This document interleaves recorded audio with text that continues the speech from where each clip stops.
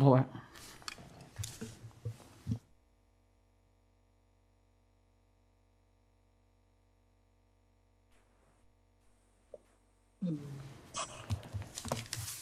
see Councilor Stewart, so just check to see if we're still.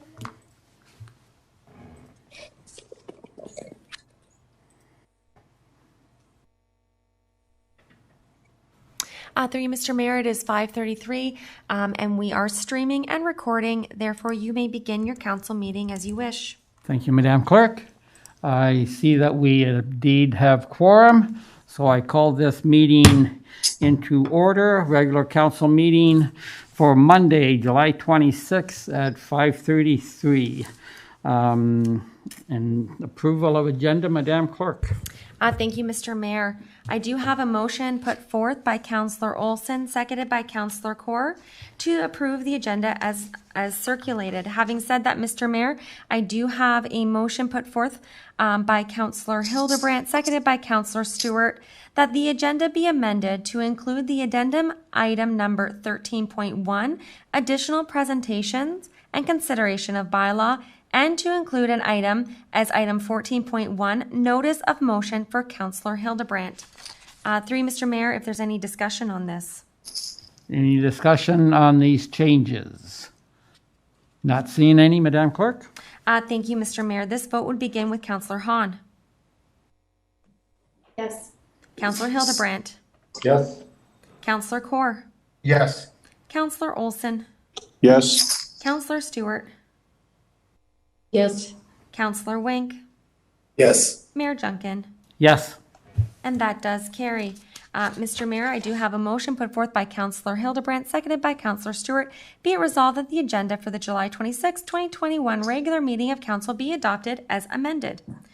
I would begin this vote with Councilor Hildebrandt. Yes. Thank you. Councilor Kaur. Yes. Councilor Olson. Yes. Councilor Stewart. Yes. Councilor Wink. Yes. Councilor Hahn.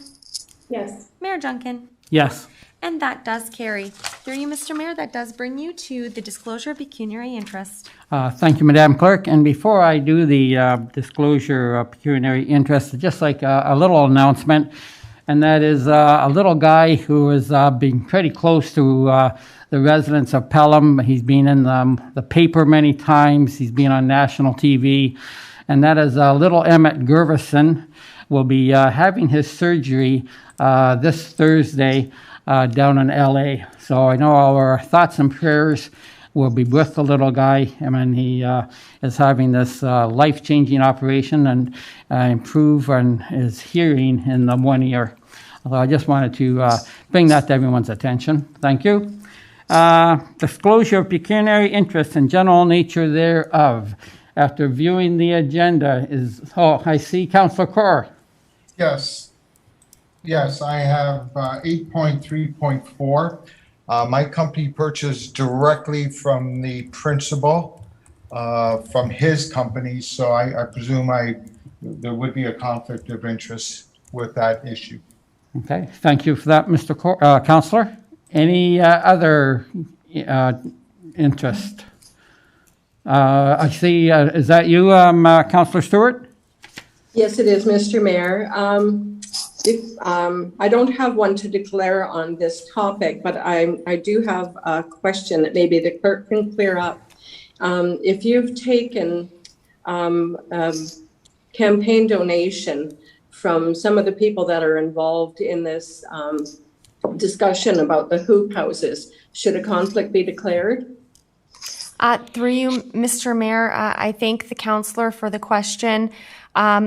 Advice on whether or not conflicts should be declared should be coming from the Integrity Commissioner. I don't have the knowledge to be able to determine whether or not a conflict does or does not occur. Having said that, if out of precaution, if there is a councillor who feels perhaps they do have a conflict, it is always better to declare than to not. I hope that is somewhat helpful, councillor. Yes, thank you so much, Holly. So on saying that, Councillor Stewart, I want to thank you for that because I do, on those grounds, I will declare an interest discussing on the hoop houses.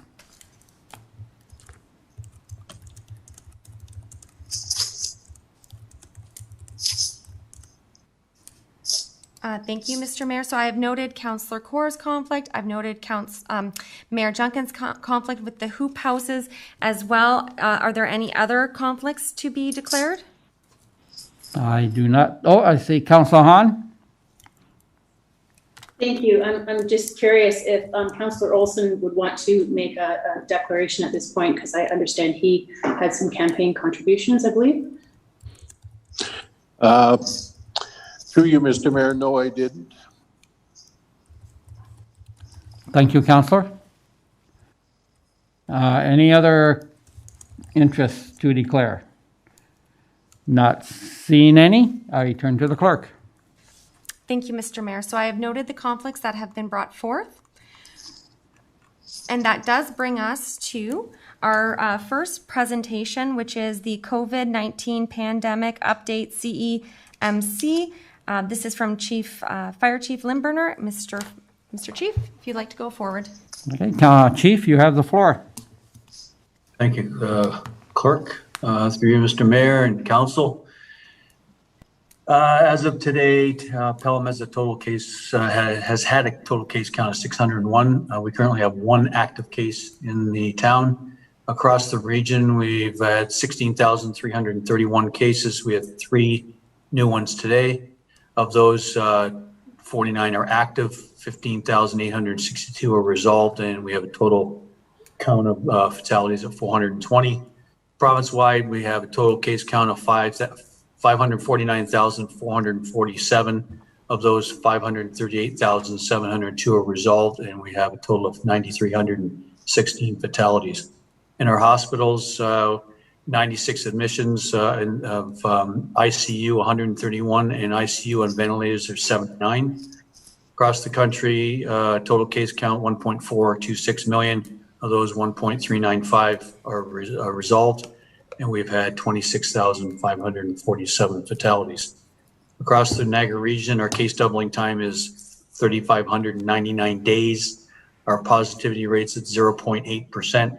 Reproductive rates 1.1. Our variants of concern, the Alpha variant 4,276 detected, Beta 2, Gamma 13, and the Delta is up to 56. Infection spread across the region, mostly with close contact with confirmed cases, 66.1%. Our public health unit is currently working with 2 active outbreaks. They've resolved 430. Vaccinations administered in Niagara, 607,434, which is just a shade under 70%. And second dose is up to 57.5%. Ontario has administered just over 19 million. And Canada has administered just over 47 million. As far as our provincial indicators go, reproductive rate is in green. New cases per 100,000 population is green. New cases daily average is in green. Hospital admissions is green. New cases with unknown spread is in red, and our positivity rate is still in red. As far as some news across, we're currently in talks with the region regarding the moving of the vaccination clinic out of the gyms at the MCC and into a new area. So we're in discussions how that's going to look. The band shell is going to be up and running for August the 5th. So right now we're currently working with staff and the band shell committee on developing safety guidelines and laying the park out. So there's a lot of excited people about getting that up and going. And we're working on reworking our safe reopening plan. We're just in the final stages of that, and we'll be releasing that to council and all the staff when we get that done. If there's any questions, that's the end of my report. Thank you for that report, Chief. Any questions from any councillors? I would like to just comment, if I could, Chief. I was walking in the Peace Park this afternoon, and I saw all the lines out. I didn't know if we were going to have a soccer game there, but now I understand that it's for the safe distancing. Any idea, I realize it's all square feet and what have you, the mathematical equation, any idea of the number that will be permitted inside the fenced area?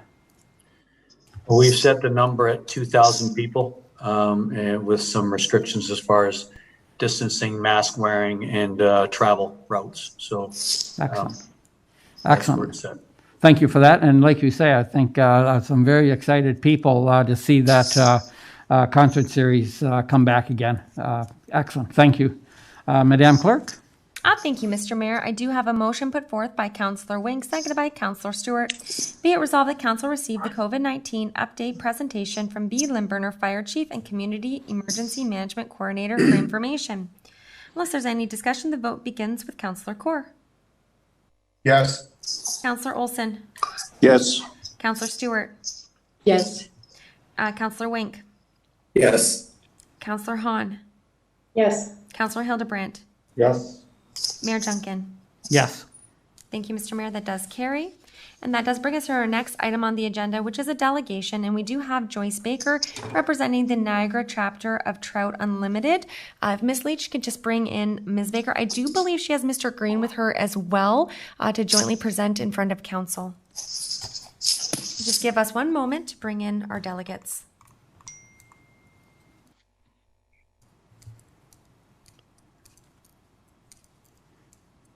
Thank you. We can see Ms. Baker. Ms. Baker, I just want to remind you that all delegations are limited to 10 minutes. In that regard, there will be a timer. And at the 8-minute mark, I will ring the bell. And at 10 minutes, I'll ring the bell, but also just very slightly say 10 minutes. To you, Mr. Mayor. Thank you, Madam Clerk. And Ms. Baker, you have the floor.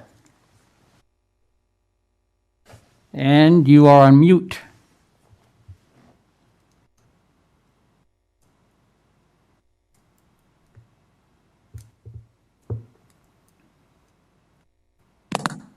All right, I'm going to take out my headphones. How's that? Yep, there you go. Thank you. Oh, all right, I'm going to share my screen.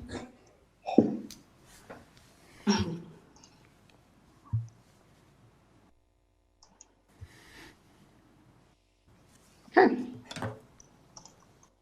Good evening, Mr. Mayor, Council, and staff. I want to thank you for this opportunity. My name is Jocelyn Baker, and I've been hired by the Niagara chapter of Trout Unlimited Canada to develop a 10-year action plan for the restoration of the upper portion of 12 Mile Creek watershed. I have 30 years experience working locally in water resource management, restoration, remediation, and project management. And I hope I'm joined this evening by Brian Green, the Secretary of the Niagara chapter of Trout Unlimited Canada. The purpose of our delegation is to present the action plan for your information. The full plan is included in the agenda package. And we ask that you take the time to read or reread the plan and reflect on possible opportunities for town participation. At the end of this presentation, we will highlight some areas for collaboration and future consideration. Before I walk you through our action plan process, it is important to understand where the upper 12 Mile Creek is. Here we have a cross section of Niagara at the bottom, which shows the Font Hill Cane. It is the hill in the middle of the diagram. It's also found on page 9 of the plan with the diagram reference. The cane is essentially a large pile of sorted glacial till in the form of sand, gravel, silt, and clay, and is the main reason why the upper portion of the creek has year-round cold water flow. The glacial till in the cane acts as a giant sponge, and it's able to capture, store, and release a large volume of continuous precipitation, most of which pops up from the ground in the form of cold water springs or seeps.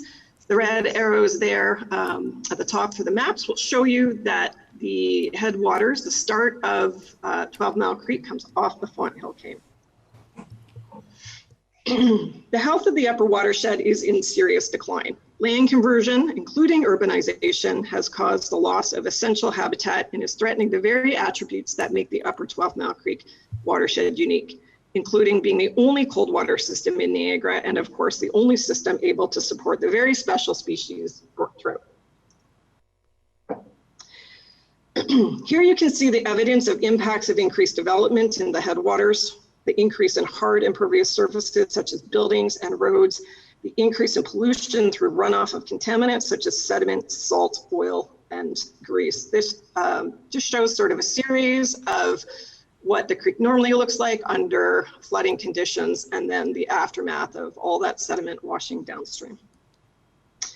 The mandate of Trout Unlimited Canada is to conserve, protect, and restore Canada's freshwater ecosystems and their cold water resources. The Niagara chapter of Trout Unlimited Canada has been working in the Upper 12 Mile Creek watershed for over 10 years. They understand the implications of declining brook trout populations.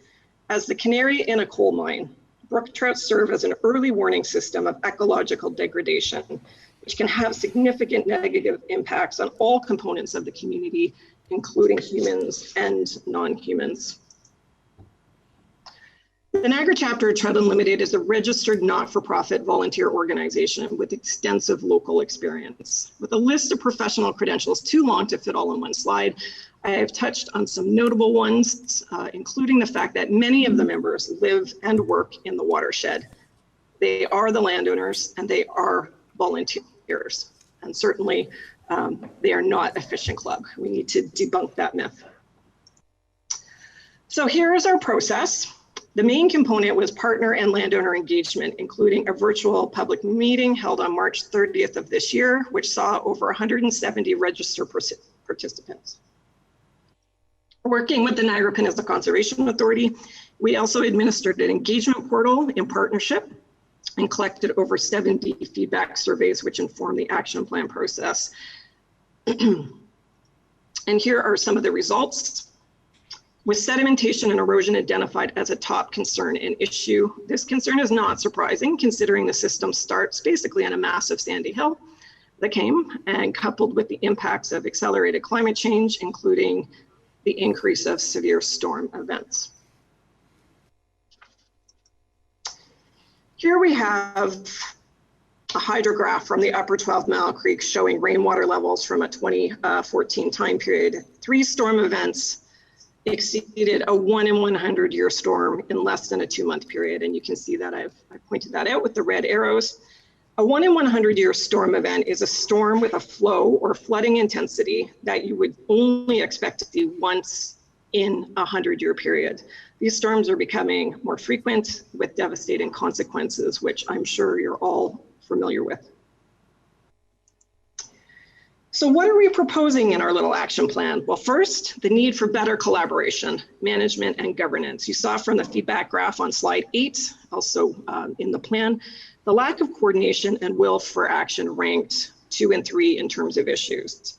There have been many groups working in this watershed for over a couple of decades. And I think it's important that we're all working towards a common goal, that is the restoration and recovery of the system. So I think it's important.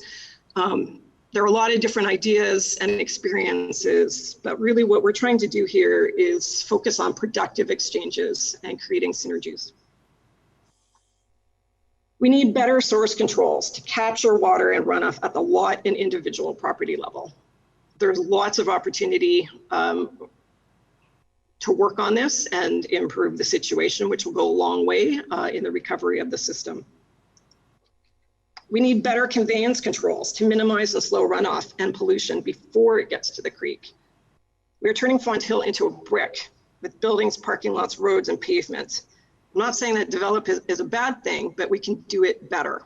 We need to revert back to being a sponge. We need more infiltration, working with innovative capture and control techniques. We need better end of pipe design. We need to take the upstream and downstream watershed into consideration with more attention on holistic ecosystem function and connectivity. With over 85% of the watershed in private ownership, it is imperative that landowners and community members understand what is at stake of being lost here and our individual responsibility, as well as our collective community responsibility to be part of the solution. Habitat restoration is a critical component of the plan, and I just wanted to include an example of an online pond wetland remediation project, which I was involved in many years ago.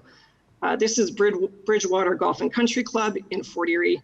It's on Frenchman's Creek, which is a extremely important tributary in the upper Niagara River in terms of fisheries. The red arrow shows the online pond, which was remediated to create a floodplain wetland by separating the pond from the base flow channel, while still allowing for sediment trapping and flow augmentation in high flow events. The yellow arrow shows downstream the disconnection of a large irrigation pond from the creek by isolating it with a naturalized berm. It is important to note that restoration interventions require individual assessment while looking at holistic design approaches to ensure proper ecosystem function. And there should always be a seat at the table for different perspectives and all ways of knowing, traditional and experiential knowledge. A critical component of the recovery of the Upper 12 Mile Creek is rethinking our approach to land developments with respect to natural heritage features, which can be addressed through updated and innovative policy. The next steps for this action plan is to think about possible future collaborations so that Niagara chapter of Trout Unlimited Canada can bring together stakeholders to initiate actions necessary to preserve and protect the watershed. This plan is a living document, and we expect it will evolve as we move forward to implement its recommendations. Members of the Niagara chapter will be working with staff and council in the upcoming months to look at participation on a possible oversight committee and collaboration on green infrastructure policy and programs, including low impact development. And finally, funding for this action plan was provided in part by the Niagara Peninsula Conservation Authority, an important implementing partner. And the Niagara chapter of Trout Unlimited Canada would like to acknowledge all of their many partners, including the town of Pelham, who continue to make this work possible. Thank you for your time and consideration. Thank you for your presentation, Ms. Baker. Any questions or any questions, I guess, to Ms. Baker? And Councilor Hildebrand. Through you, thank you. Thank you very much for the presentation. I appreciate it. In your report, your implementation chart, and also the diagram you just showed us, you're going to establish an oversight committee. When I looked at the members of the oversight committee, one of the partners I believe that should be included is Brock University, and they're not included. So that to me is an absolute have to, because I think they have professional licensed geoscientists, they have PhD and other students working on the same stream as Trout Unlimited. So therefore, I think that's an absolute must from my standpoint. I'd like your comment on that. Through you, Mayor, I absolutely agree with you. I'm actually an employee of Brock University working in the capacity of a researcher under the UNESCO Sustainability Chair program. So I couldn't agree with you more. The partnerships, it wasn't a exhaustive listing. There's only so many I could fit in a small little square. So it certainly can be updated. This, like I mentioned, is a living document. And I've just made note of that. Thank you. Okay. Any other questions? Councilor Olson. Through you, Mr. Mayor. Thank you for that presentation. That was terrific. I was wondering, one of the things that we have, we've undertaken large chunks of this already. By no means there's no work to do, but there are large chunks of it have already been done, including the tree policy and our climate control plan. Now, would you foresee, I'm wondering why would the rest of the committee be involved in that? I think those are in our domain and we're taking care of that.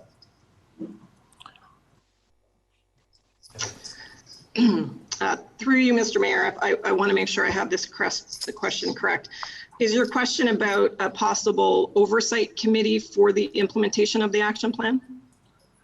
I suppose I look at this and I see, I think I see false starts and different things happening here because the actions have to be very focused for the leadership to be sound, and it's referenced too that there's a couple of times when the results have not been that good, and I think I'm looking at page 16 where a lack of interagency communications and collaboration and uncertainty regarding the roles. Like that's where I am. I think I'm looking at the uncertainty regarding roles because we've undertaken this, and we don't expect that. I suppose that any other municipality such as Thorold would be having anything to do with our tree policy and our climate sustainment plans, because we just passed we just endorsed it at the 26th of June meeting. So I think what I'm saying is, the focused action, it looks to me like there's too many things that we're trying to do here, and we got to get right down and focus on and get the right people at the table, partners that share our goals and our objectives. It might be worthwhile taking a look at why it hasn't worked so far, and I wonder whether the readiness of some of the partners are really the same readiness that we have for it. Just a comment through you, Mr. Mayor. If you look at it, and I think you referenced page 16 of the action plan, and yep, there is a reference there to findings from the 2006 watershed plan process with the Niagara Peninsula Conservation Authority. And it may be relevant to note that I worked for the MPCA for 23 years in the capacity of stewardship coordinator, restoration coordinator, implementing watershed plans. Been working on the implementation of watershed plans for 30 years now. And looking at, and those findings were published by Jennifer Durley, who wrote that watershed plan in academic journal, where she pointed to the same issues that we're seeing 17 years later. And these are issues that I've seen for 30 years, and why one of the main recommendations is an oversight committee. And in my experience for projects I've worked on, if you don't have a champion, all of the actors involved in the implementation, then you have these issues, these chronic issues that come up and that we see come up, and lack of communication or poor communication a lot of times is the crux of the problem. And I think it is really important. And I think we're actually on the same page here in terms of having a coordinated, committed approach to delivering on the recommendations. And again, the recommendations are just, considerations, things that we think that, if they're done, can move the needle in terms of restoration. But we've been working in this watershed for well over 30 years, and there have been a lot of accomplishments. But I see repeated patterns of confusion that I think an oversight committee, whatever that looks like, that's not for us to determine today. And staff will have some input. And I have to staff about what that could look like. And we've talked about the possible opportunity of having it a committee under council with the town of Pelham. I think that makes sense to me. Okay, thank you. Any other, Councillor Olson? Yes, through you, Mr. Mayor. I didn't mean to be discouraging, because I'm optimistic about this and also idealistic about it. I think you'd find that this community can move with tremendous speed when something is put in front of it. And I look at the tree policy and the responses that we had to that, and the responses we have to a park, and we've got a number of skilled and interested people in the community who I'm sure would like to be part of something like this. And I also think that there's a learning element, and like to see some greater engagement with the education system and what we're trying to do here, because that's where this starts. But I also want to point to a whole bunch of examples that Public Works has of examples of LIDs and subdivisions, whole subdivisions that have LIDs built into every single house. Now, I think there should be some kind of a maintenance manual that goes along with some of these things, but I think I'd like to predict great success if we do this properly and, engage the community fully, because they're generous and our communities are activists on these topics. So thank you very much for your presentation. I look forward to seeing what we can do. You're welcome. Okay, thank you, Councillor. Any other questions or comments? Not seeing any. I guess, Ms. Baker, my only comment is I noticed you have one or two slides in your presentation of Sulphur Springs, and I also noticed in your presentation on the causes of degradation of the stream of sedimentation. And of course, we can see that over the last 3 or 4 years, the erosion that has taken place in the breakdown of Sulphur Springs Road and the subsequent sediment that has washed into the stream, you would think it would be unanimous among the committees or among the government agencies that they would like to see this problem remedied. Any comment on that? Sure, through you, Mr. Mayor. I don't think there's anybody who doesn't want to see some sort of action or remedy for that situation. It's just going to be a matter, I think, from what I've been hearing, of what is that remedy going to look like, and that's where you're going to see a large variety of differing opinions.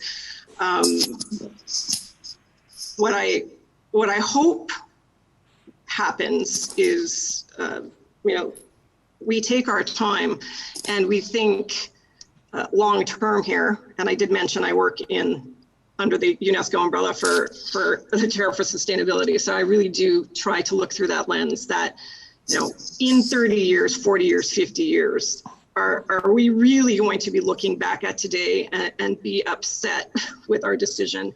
Because maybe we are looking for a quick fix and we really didn't take the time and resources, which includes money, to really properly look at this situation and make a really well-informed decision. I know, the road's been closed for a while, 4.5 years, and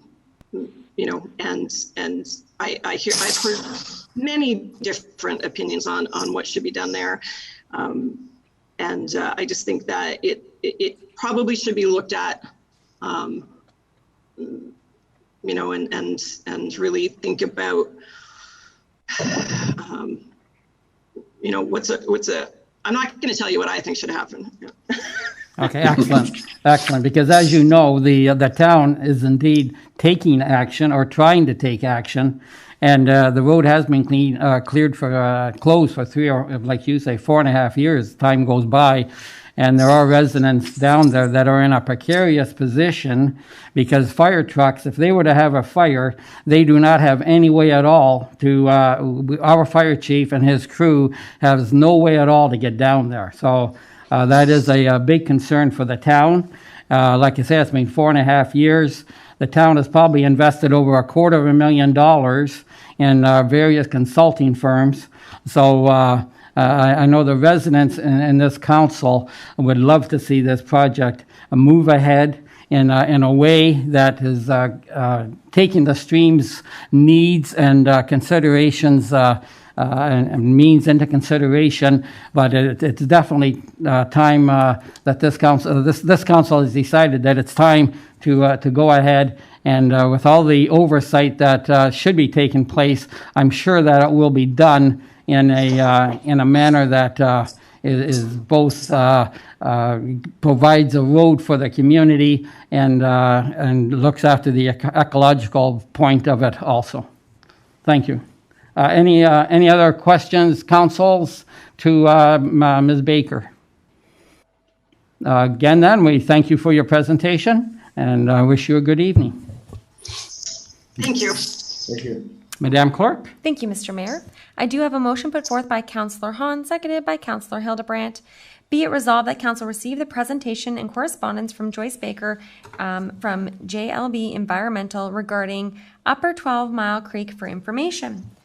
For the vote, I start with Councillor Olson. Yes. Councillor Stewart. Yes. Counselor Wink, Yes. Counselor Hahn, Yes. Counselor Hildebrandt, Yes. Counselor Kaur, Yes. Mayor Junkin. Yes. That does carry. Through you, Mr. Mayor, that brings us to our next item on the agenda, which is our final registered delegation, and we have Miss Kim Rossi from Pathstone Mental Health. If Miss Leach can just bring in our next presenter.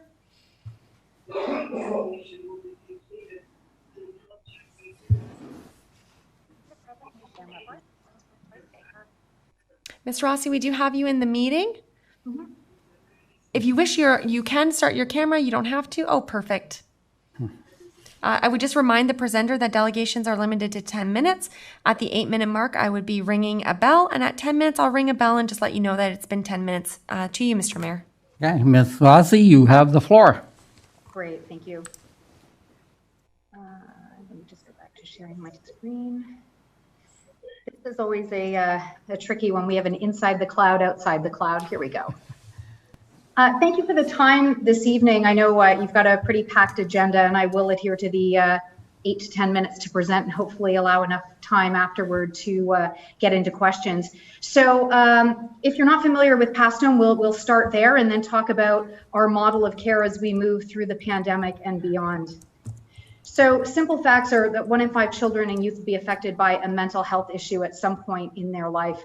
And 70% of mental health challenges tend to have their onset in childhood or adolescence. So just an even more glaring reason why Pathstone is just so important. And as the primary provider of mental health services in Niagara, we are very much an in-demand service.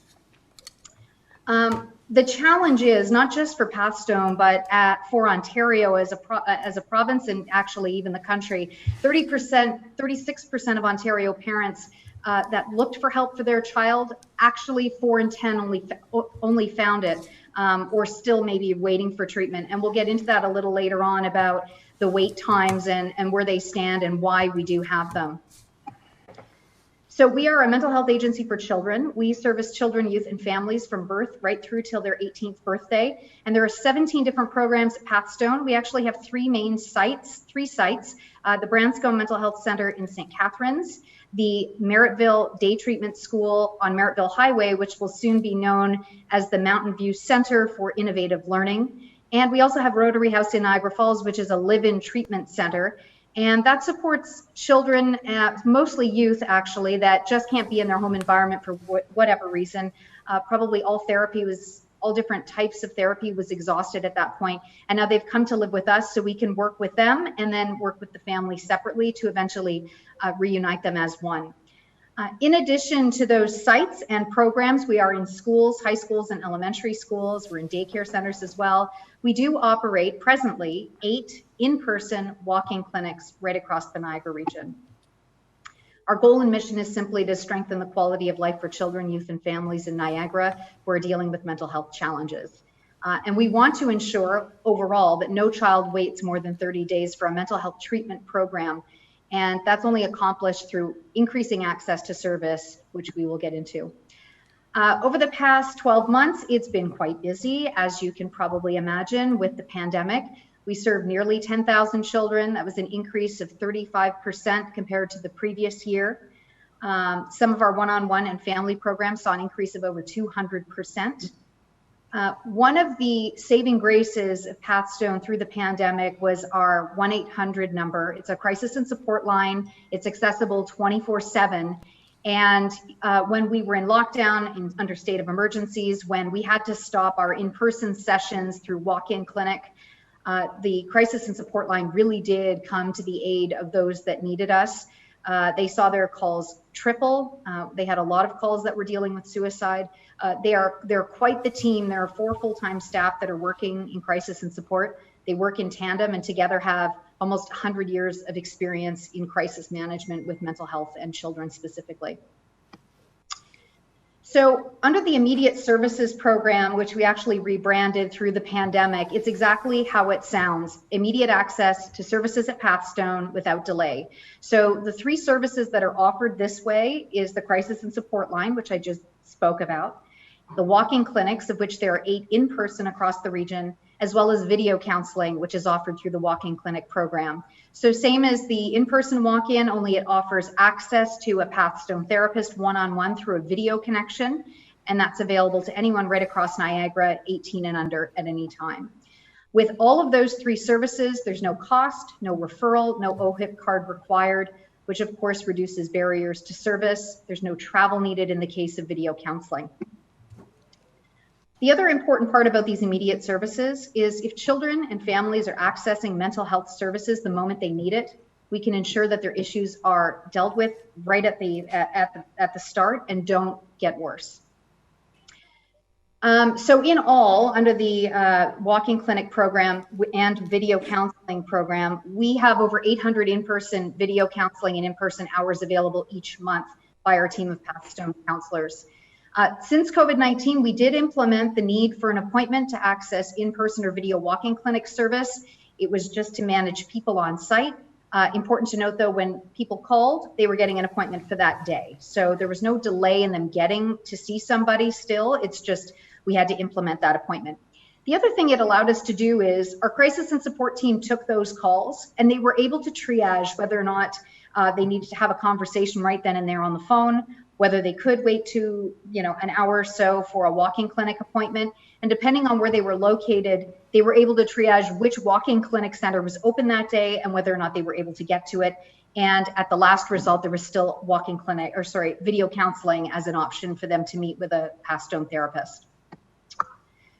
So we know that immediate services is a care lifeline. Our CEO, Sean Bayless, made this a priority to have these walk-in clinics funded and opened across Niagara. I can tell you that all of them are funded through the foundation. So there is no Ministry of Health money that is currently covering the walk-in clinic program. It's one that was able to alleviate our wait list for quite some time. It was one, as I mentioned, that offered immediate access to care.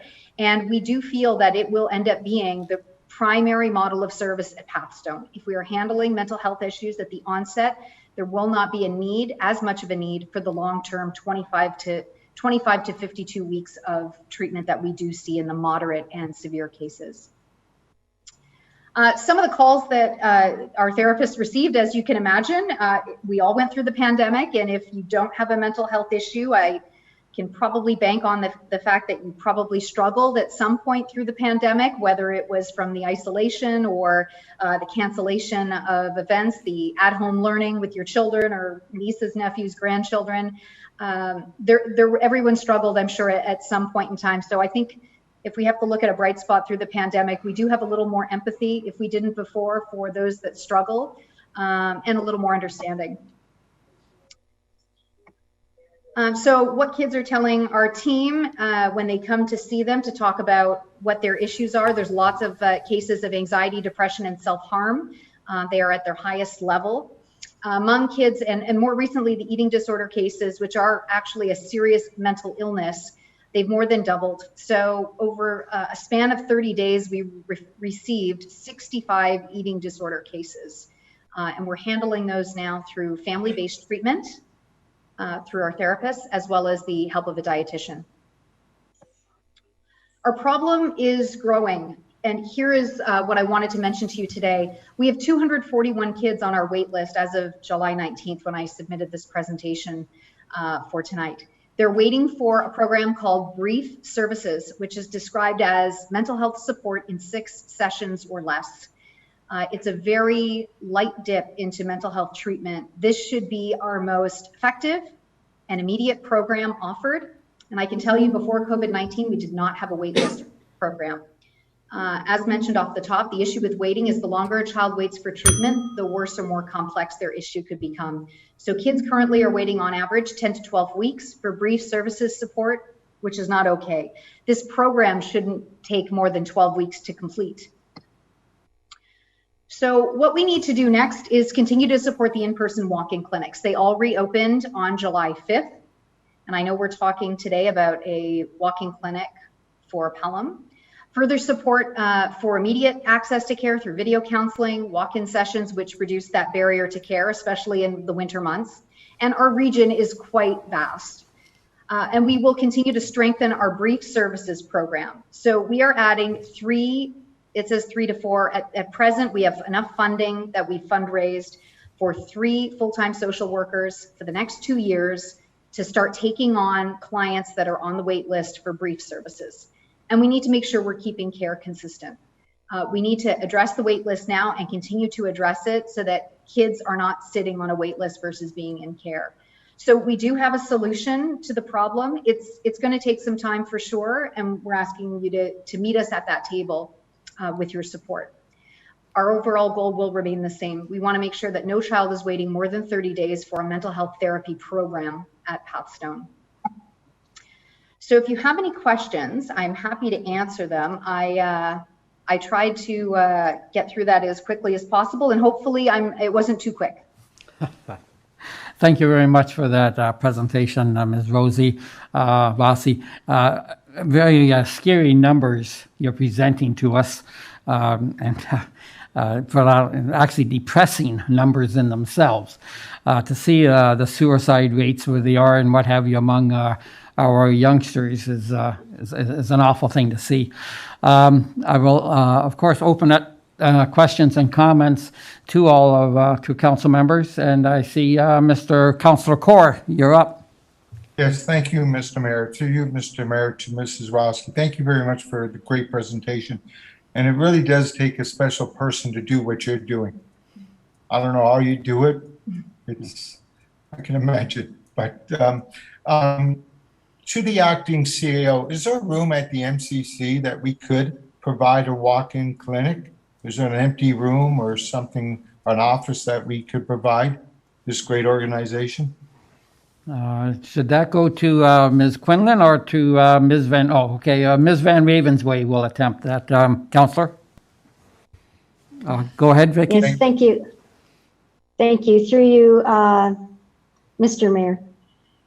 Yes, we do have a report on the agenda recommending that we do set up a clinic at the MCC once a week. I believe that Pathstone has recommended that it would be on a Tuesday from 11:30 to 7:30, beginning on September.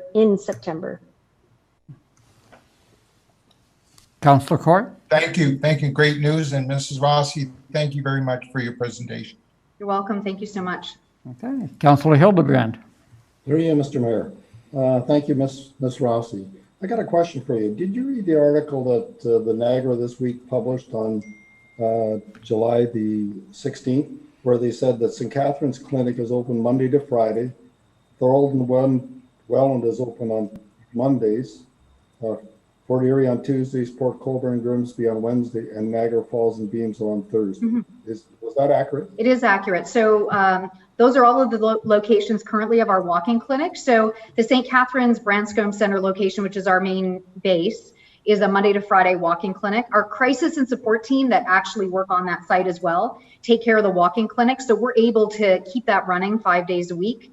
And then all of the other cities and towns have 1 day per week, and the hours mentioned, depending on the building, but typically from 11:30 to 7:30. And that's how that rotates through. And everybody is funding essentially at this point their own walk-in clinics in their specific town or city. So you would be on a Tuesday. So we are in 2 locations, well, 3 locations actually. It will become September. 3 locations every single day. What I'm wondering is the Welland location is 2.2 kilometers away. Wouldn't it be better to have it at one of the other fire stations or community to give the rural people better access to the program? Because I think the people from Fond Hill have access very easily to your Welland campus. You would be surprised, actually. A lot of people don't go out of their own neighborhood to go to a walk-in clinic, despite the fact that they are open right across the board and they can go at any time. It ends up coming down to hours of operation. A lot of kids will come right after school, and that's why we have those hours. We'd love to put you at the other end of the week to kind of keep you away from Welland if you thought that was, I can actually send you numbers to show you who's going to Welland and who's not, to kind of paint that picture a little clearer. But as it sits right now with the staff we have that handle walk-in clinic offsite locations, Tuesday is our last spot, to be honest with you, for a walking clinic. We won't be adding, at least at this point, any more walking clinics after yours in September. Can I ask you a question? Do you coordinate with the district school boards of Niagara? Because I know that they provide similar support in class, and they also provide for the physical needs through the Children's Center as well. How does that all coordinate through Pasto? Yeah, so we actually have a great partnership with the DSBN and the NCDSB. Over the last 2 years, they've really cut back on their number of school counselors or youth counselors in the schools. They used to, Niagara Catholic, I believe, had 12 at one point. Now they have 4, and that's amongst all the schools they have. District School Board of Niagara is in the same boat. They have more, but they also have more schools. So we do work with them on that. And we do have Pathstone therapists in their schools as well. So it is definitely a partnership approach. We also have a wellness wall campaign that is going to be running in all schools right across Niagara come September. And that's a mental health initiative to educate kids about mental health issues and how to support themselves and where they can reach out for help. And that's to come to our walking clinics or to see their youth counselor. Thank you. Mm-hmm. Any other questions, comments from any counselors? Councillor Stewart. Yes, thank you. Through you, Mr. Mayor, to Ms. Rossi. You just said that you provide some services within the schools. So I'm trying to understand why it's necessary to have a separate facility for services for students. Sure. So the services that we provide at school is a more intensive based support, and it's around the educational needs.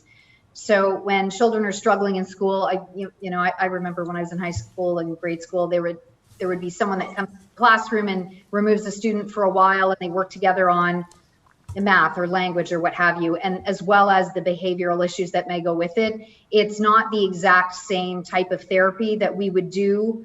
And it's actually 2 sets of therapists. We have a school-based therapist that really hones in on education. Of course, behavioral issues, social issues, bullying, et cetera, come into play, but it's not the same and it's not set up the same way. It's a different kind of structure. It's more to support the teachers and what they need and what they're hoping for out of their students versus one-on-one mental health support for anxiety, OCD, et cetera. Thank you. Thank you, Councillor. Any other questions or comments? Councillor Olson. And you, sir, on mute. Again, through you, Mr. Mayor. Thank you, Ms. Rossi, for your report. I'm familiar with your service, and I think one of the key parts about it is the service to children and families together. It's a very much more personal service. It's each one of these things are the elements of these issues are personal, and they're different as they can be, I think. So I think this is a great service, and I'll certainly be supporting it when it comes before us. Thank you. Thank you. Thank you, Councillor. Any other questions or comments? Not seeing any. We'll again thank Ms. Rossi for Rossi for your presentation, and we hopefully will see you in Pelham in the fall. Thank you. Thank you. Thanks for the time. Madam Clerk. Thank you, Mr. Mayor. I have a motion put forth by Councillor Kaur, seconded by Councillor Hildebrandt. Be it resolved that Council receive the presentation from Kim Rossi regarding Pathstone Mental Health Clinic for information. For the vote, it would begin with Councillor Stewart. Yes. Councillor Wink. Yes. Councillor Hahn. Yes. Councillor Hildebrandt. Yes. Councillor Kaur. Yes. Councillor Olson. Yes. Mayor Junkin. Yes. And that does carry. Mr. Mayor, that brings us to item number 5 on the agenda, which is the adoption of minutes. To you, Mr. Mayor, to ask for any errors or omissions. Okay. Has any councillor found any error or omissions after studying the minutes before us? Madam Clerk, I don't see any hands. Thank you. Mr. Mayor, I do have a motion put forth by Councillor Stewart, seconded by Councillor Olson. Be it resolved that the following minutes be adopted as printed, circulated, and read. 1. SC-10/2021 Special Meeting of Council June 21, 2021. 2. C-11/2021 Regular Council Meeting June 21, 2021. For the vote, Councillor Wink. Yes. Councillor Hahn. Yes. Councillor Hildebrandt. Yes. Councillor Kaur. Yes. Councillor Olson. Yes. Councillor Stewart. Yes. Mayor Junkin. Yes. And that carries. Mr. Mayor, this does bring us to item 7. And as councilors are aware, councilors may request to lift an item from the consent agenda if they wish to amend the resolution. If councilor simply wishes to comment on the item only, they do not have to lift the item. If there is any member of council who wishes to lift any items, I would ask that they do also include 8.3.4, as we've received 2 conflicts of interests, and that would allow that particular motion to be heard separately, and therefore those 2 councillors, the mayor and Councillor Kaur, would be able to vote on the remaining consent agenda. So I'm looking to council to see who might want to lift any items. Okay. Any items to be lifted? Councillor Hildebrandt. Yes, item 8.3.3 and item 8.5.16. Sorry, through you, that's 8.3.3? Yes, second dwelling units, And items 8.5.16? And that's it? licensing of cannabis. Correct. Okay. Excellent. Any other, I see Councillor Wink. Councillor Wink? You're on mute, sir. Sorry, it's contagious, Councillor Olson. Yeah, I was going to say, you don't look like Mr. Olson. Yeah. So, Mr. Mayor, I'd like to lift 8.5.13, please. Thank you.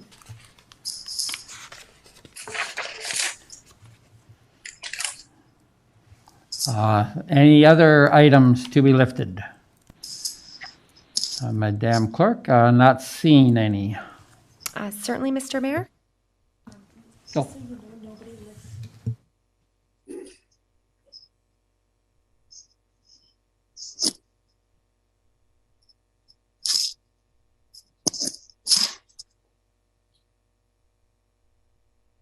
What number is that? It's 8.5.19.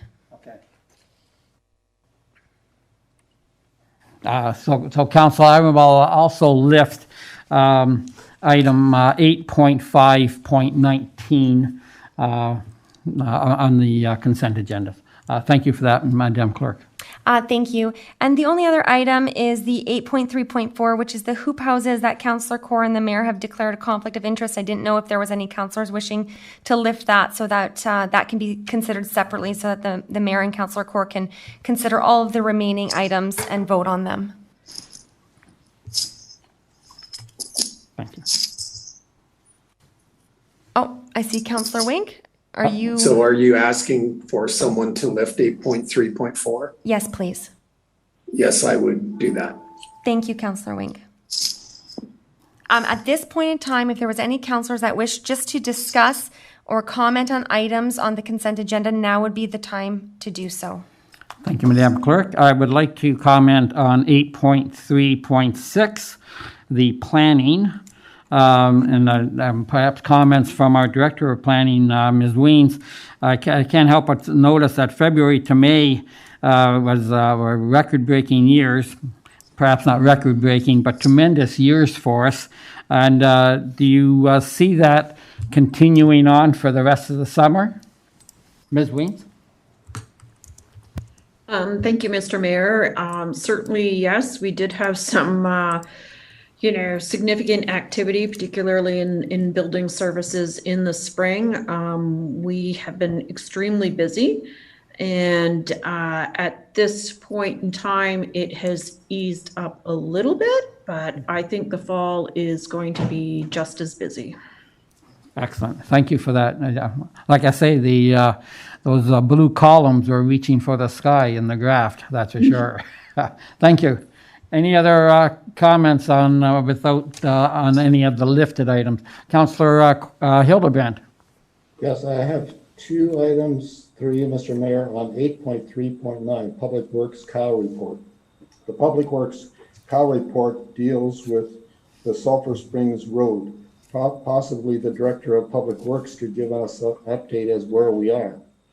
Because originally the start date was July the 1st, then it was moved up to July the 15th, and here we are July the 26th. And cycling through there, I don't see a boulder or a stick moved. Director of Public Works, please. Thank you, Mr. Mayor.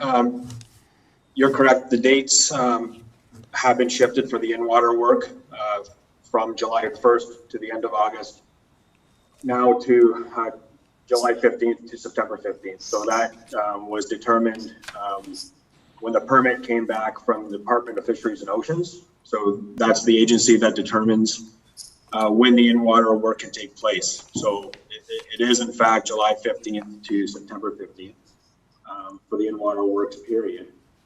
The contractor has been working diligently with other approval agencies, specifically the MPCA and the Niagara Escarpment Commission. So they have received approvals from the Department of Fisheries and Oceans to proceed with the work under their permit. And we are currently awaiting a permit from the NPCA as well as the Niagara Escarpment Commission. I can tell council that the engineering plans have been submitted for some time now for review by these agencies, and they're working back and forth through specific items, certain items on the project that are of some concern. But I feel confident that those will be resolved, and that we will be able to get into construction, if not at both sites, at least one site in 2021.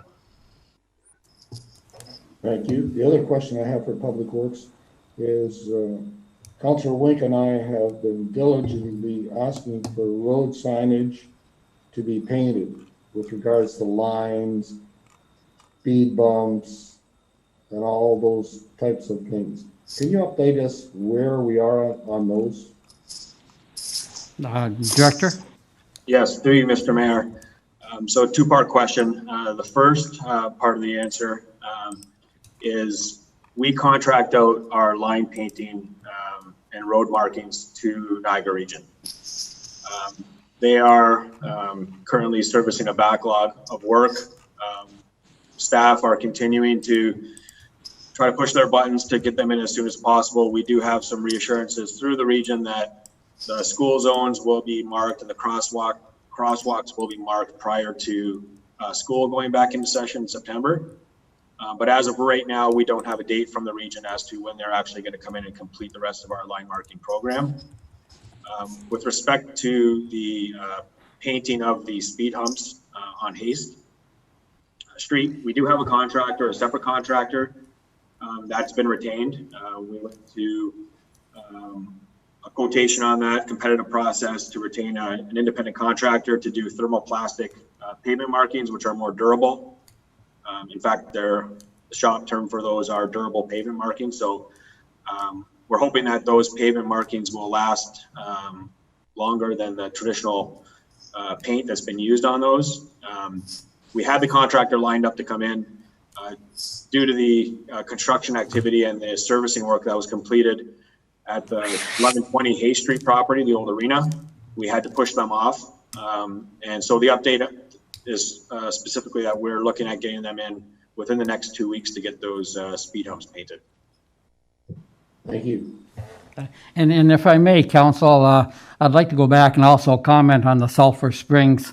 I've been in daily contact with the contractor almost every day, and I must say it's they're pulling their hair out. They've been with NCPA, NEC since January. They've been emailing, trying to make progress, and indeed making progress. And then, and a couple of the divisions, especially the NEC, they had absolutely no feedback at all. And then 5 days before before the contractors could go in and start work, people start waking up. And in the last 10 days, 2 weeks at the most, the NCPA has put another 20 stipulations on the work. And why these questions were not asked back in April, back in May, back in June is beyond the contractor and myself.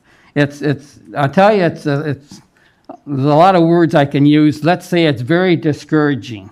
The contractor is meeting them all. He's answering all the questions. They obviously have an environmental consulting firm that they're using. So they keep getting all this red tape, all these questions. Some of them have never been asked from any other contractor except what's going on now. And it boggles the mind, I'll tell you that. But so far, they're answering all the questions, meeting all the stipulations. We can only hope that I call it stall tactics will end, and we can get on with the job here. It's disheartening. That's all I'll say. Thank you. Any other questions or consent agenda items that council would like? I see Councillor Corr. Yes, through you, Mr. Mayor, to Mr. Cook. It's 8.5.21. I just got a lot of emails suggesting that the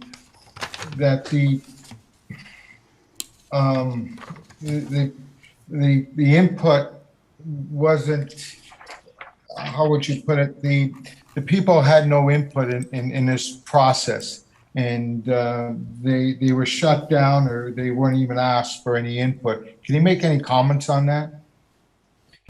Mr. Yeah, Cook? thank you, Mr. Mayor. We did do an extensive social media campaign to get people to comment. It was up on the Engaging Pelham website for a number of weeks. I was also taking phone calls, emails. I believe I actually hand delivered the proposed policy to one particular resident that didn't have a computer, and then went and picked up a handwritten letter. So, I mean, to anyone who wanted to contribute, we definitely made it as easy as possible. As far as the letter that we received from the Tree Conservation Society group, that came in Sunday evening, this Sunday evening, and my report was written the week prior, so it was in for approval for the agenda, and we added it to the agenda here just so you could see it for transparency. But by the time I was done writing that report, I wasn't able to provide any more further comment. No, it just, through you, Mr. Mayor, to Mr. Cook again, the PTCS pointed out that there's only 8% of the budget is used for new trees, and that's roughly $24,000. What does $24,000 gives us with trees? So, for example, last year, between two projects, the operations department itself really took down 9 trees. We removed 9 trees due to safety concerns. Another 9 trees came down as part of the North Pelham project, so that's a total of 18. Of our $25,000 for a tree replacement, we were able to replace, I think, 34 trees. So we were close to the 2-to-1 ratio on that. And if it was only for operational tree removal, we would have made it. No problem. We also planted an additional 50 cedar trees up in one of the parks. So, I mean, we did get quite a few trees replaced for that. And one last question to you, sir, through the mayor. When a developer clears the land, who decides what trees stay up and what trees stay down or come down? Through you, Mr. Mayor, I'm going to have to toss that. I don't really deal with the development side. Perhaps Ms. Weens? Thank you, Mr. Mayor. So with respect to a development application, certainly that the detailed engineering design plans are reviewed by Public Works and planning staff. and the staff review the plans in terms of where tree removal is to go and where tree conservation is to occur. It's part of the overall development approval process. Oftentimes there are tree saving plans that are required for certain types of development, and in some of the developments, we just save the entire woodlands, and those woodlands get dedicated to the town. So there are certainly, significant woodlands that are protected and no development happens in them. But when we reviewed the detailed engineering design drawings, there might be some tree removal done in order to put in houses, driveways, roadways, underground services, sewers, water main, utilities and all of that, and to establish kind of grading that works on the land. So there is a lot of, earth movement that happens with development. And so trees do get removed, and then every lot has a tree put back in terms of a street boulevard tree. That's a requirement. And so those are, again, all reviewed by engineering staff. Thank you. So council, we do have a choice here, or an avenue open to us as such. Because the comments were received after staff has finished their report, we can ask this report to go back to staff, and then as council, we can now perhaps, of course, continue the discussion. We can point out the better, perhaps, better suggestions that have been made, and we can ask staff to, if not implement them outright, to at least come back with a dollar value.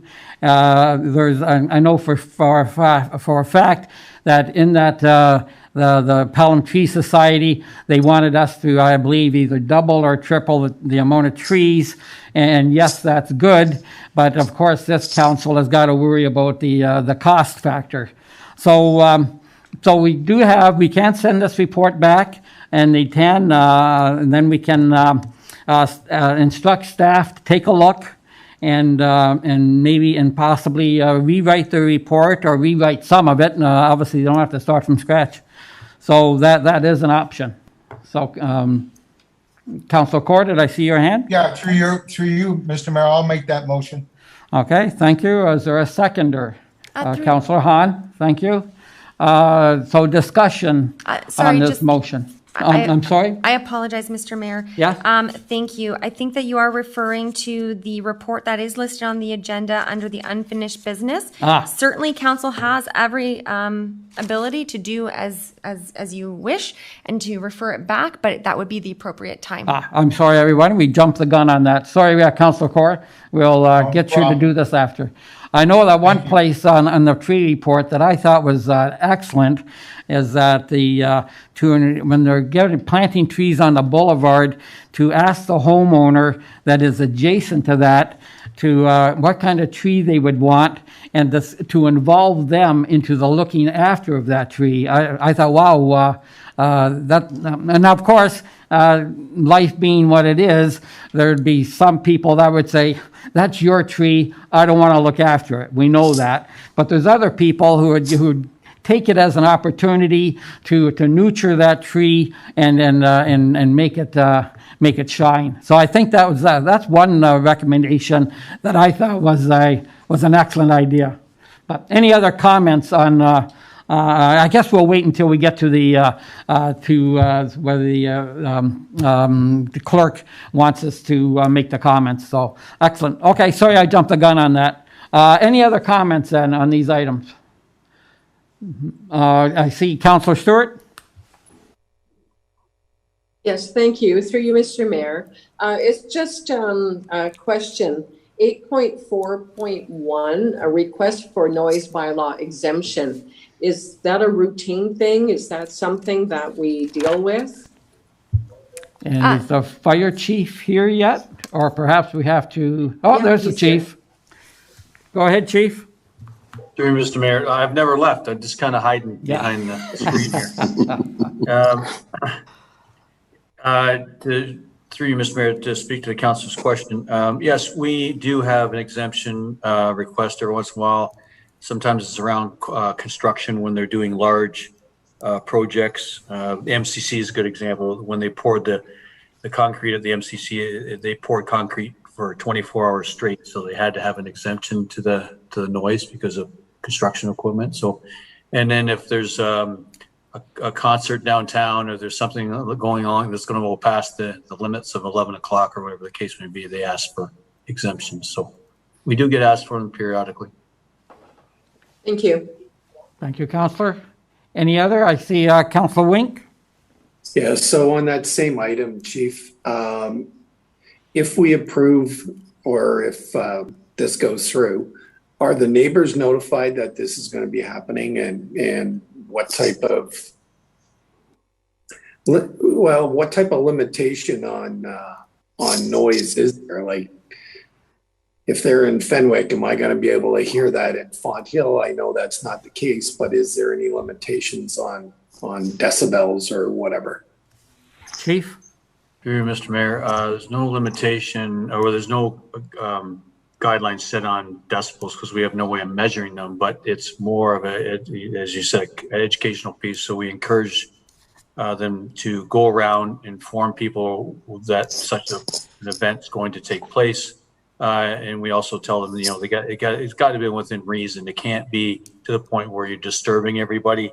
And then because it doesn't give them an exemption to wake up the whole town. It has to be done within reason. So we would get, if it was over the acceptable limits, they were really disturbing people beyond what's acceptable, we would get involved. Thanks, Chief. Okay, thank you. I see Councillor Olson. Through you, Mr. Mayor, to Councillor Wink, what we do in Fenwick is we go on mute so you won't hear us down there. That's how we do it. You're good at that. Yes, a very good solution, Councillor Olson, yes. Okay, any other items to be discussed? I will turn to the clerk. Thank you, Mr. Mayor. Therefore, I do have a motion put forth by Councillor Wing, seconded by Councillor Hahn. Be it resolved that the consent agenda items as listed on the July 26, 2021 council agenda be received and the recommendations contained therein be approved, save and accept items 8.3.3, 8.3.4, 8.5.16, and 8.5.19. And as I'm not seeing any other discussion, this vote begins with Councillor Hahn. Yes. Councillor Hildebrandt. Yes. Councillor Kaur. Yes. Councillor Olson. Yes. Councillor Stewart. Yes. Councillor Wink. Yes. Mayor Junkin. Yes. Thank you. For the first item that was lifted, that was the 8.3.3, and that's the recommendation report for second dwelling units. Just for clarity, I'm going to use the same mover and seconders, which is Councillor Wink and Councillor Hahn for all the lifted items. And if I can just read into the record the resolution, it is, be it resolved that council receive report 2021-0115 as it pertains to second dwelling units, official plan and zoning bylaw amendments, file OP-AM-01-2020 and AM-04-2020, and that council declare the revisions made to the official plan and zoning bylaw amendments are minor in nature and that no further public meeting is required, and that council directs staff to bring the amendments to the official plan and zoning bylaw for second dwelling units for adoption at the next regular council meeting. Through you, Mr. Mayor, for discussion. Okay, yes, Councillor Hildebrandt. Through you, Mr. Mayor. The question I had, and the reason why I wanted it lifted, was on the second dwelling units, there's no mention of the size that I could find for rural second dwelling units. There was a change for the residential ones from 700 to 800 square feet. So to the director of planning, was there a reason why that was left out?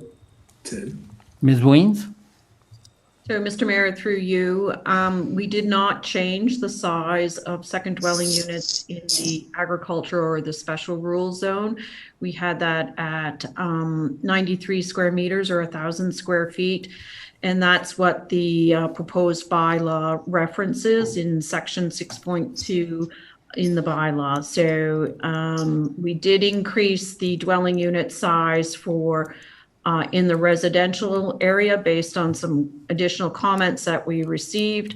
And so that went up from, I think it was 65 square meters, 700 square feet to 74.3 square meters or 800 square feet. But in the rural area, it remained at the 1,000 square feet. Thank you. That satisfies my question on that. Thank you. Okay, thank you, Councillor.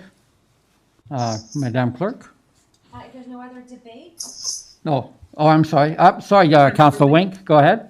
Through you, Mr. Mayor, to the director. Under point 2, section 6.1C, the maximum height for a separate structure is 4.75 meters, but under section 0.6, section 7.7, it indicates 7.2 meters. Is that a typo error, or can you explain the difference between the two?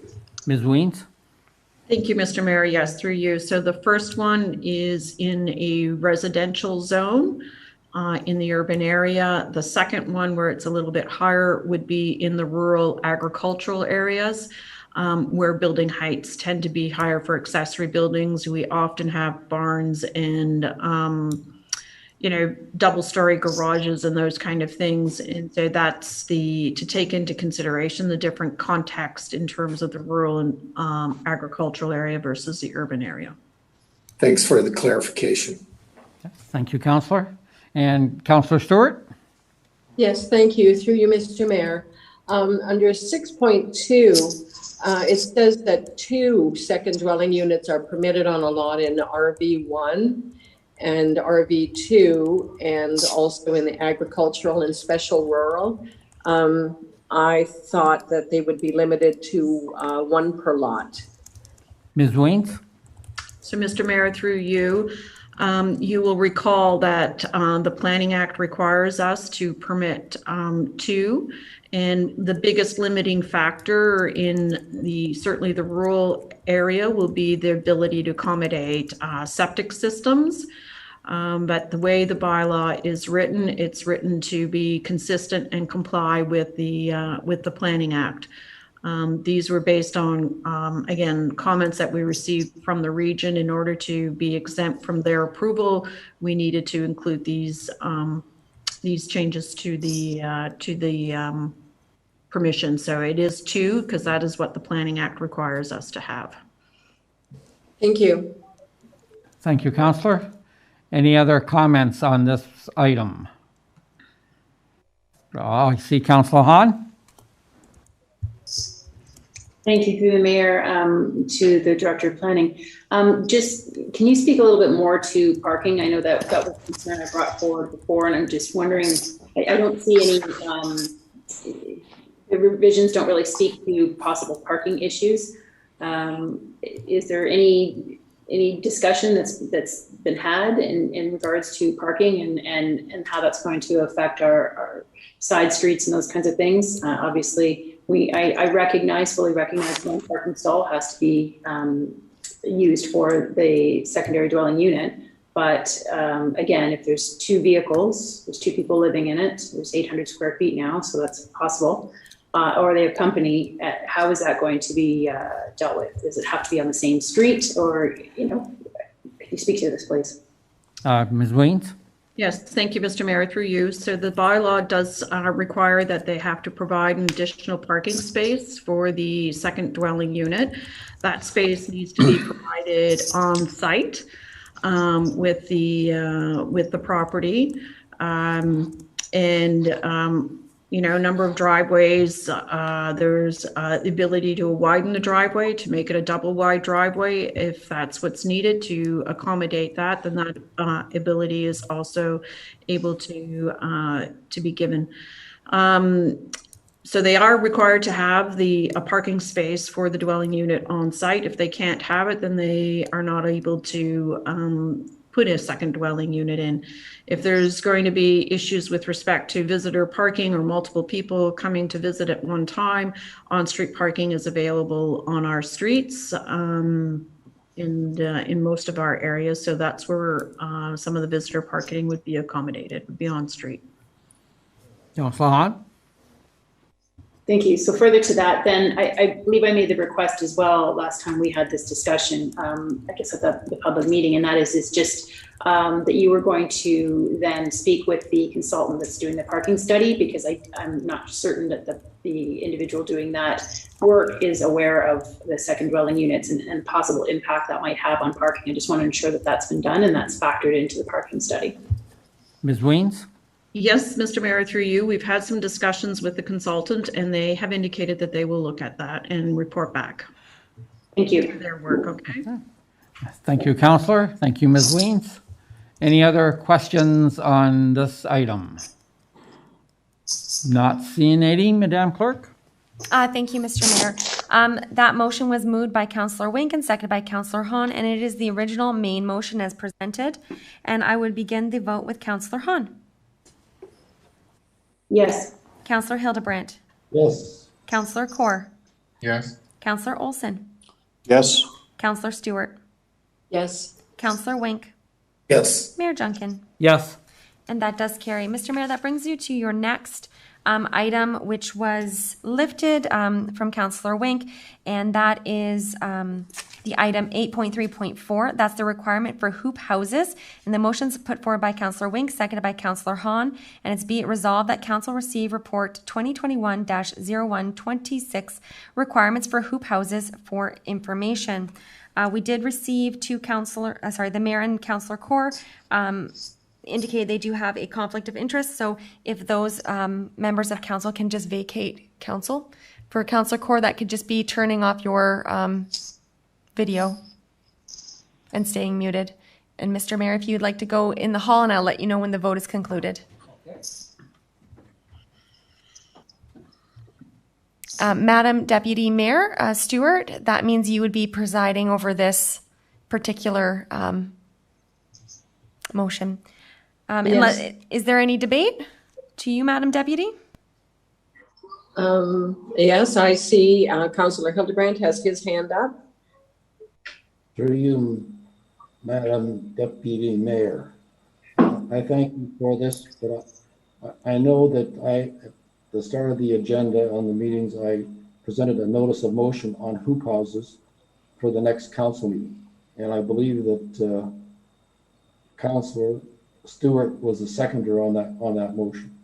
So I'm not sure that we need any further discussion at this time, because my motion will deal in detail with all the different facets of hoop houses, and it will give council, staff, and possibly council the time they need to review the possible motion that I have. Thank you, Councillor Hildebrandt. Holly, I'm sorry, Councillor Wink? Yes, through you, Deputy Mayor. Just a point of clarification to the clerk. Would it be appropriate to provide the motion at this point in time, notice of motion at this point in time, so we can circumvent any further discussion on this matter? Through you, Madam Deputy, the motion before you is be it resolved that Council receive report 2021-0126 requirements for hoop houses for information. So this report is just being received for information at this point in time. I don't think that would circumvent Council's ability to later listen to Councillor Hildebrandt's notice of motion. I don't know if that satisfies Councillor Wink.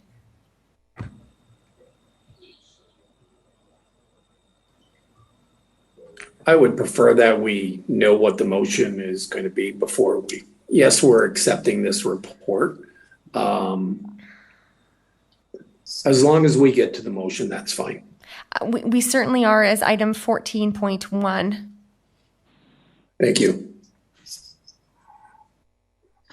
Thank you. Is there any further discussion at this point? Yes, Councillor Hahn? Thank you, Madam Deputy Mayor. Yes, just with regards to this report, there is some concern that some of the information provided in the chart relative to different municipalities and what they are able to do and what they are doing for hoop houses is perhaps not 100% accurate. There has been some correspondence that we've all received, we've all been copied on from the Pelham greenhouse growers. What is it? PGGG, greenhouse growers, that is suggesting that some of this information is perhaps not as accurate as it could be. So I just wanted to ensure that that is made, we're made aware of this during this council meeting, but I do understand that this is for information only, and I'm keen to hear the motion that my other councillors will be putting forward. Thank you. Anyone else? Okay, before we close this out, I have a question for our director. It said building permit required for the town of Pelham and minimum fee of $263. So what would the maximum fee be? Is there a sliding scale, or is $263 simply the fee? Madam Deputy Mayor, through you, that is the minimum fee, and that is what we would charge for a hoop house. It doesn't go up. It would just be the $263. Okay, well, I would suggest that it's quoted as a fee of rather than minimum fee, because that's not clear. Thank you. Yeah, thank you. Councillor Hildebrand? Through you, Madam Deputy Mayor, to the clerk, is it possible when we get to item 14.1, since I provided you with the details of the notice of motion, that Holly could display it, because it is a very long and detailed motion, and I think it would be helpful for all the councillors to be able to see the motion as I'm reading it. Through you, Mr. Mayor, Madam Deputy Mayor, I can ask Ms. Leach to grab that. I do have it available. I can email it to her and ask that she share her screen. So certainly that's something that the clerk's department can attempt to accommodate. Yes. Thank you. Thank you. Any further comments or questions? No, I guess we can so we would be receiving this for information. So would you like to call the vote, please, Ms. Clerk? Thank you. So again, this is for receiving for information, and the vote would begin with Councillor Hildebrandt. Yes. Councillor Olson. Yes. Councillor Wink. Yes. Councillor Hahn. Yes. And Madam Deputy Mayor Stewart. Yes. And that does carry. Councillor Kaur, you can turn back on your video, and let me just go get the mayor from the hallway. Thank you. Thank you, Mr. Mayor.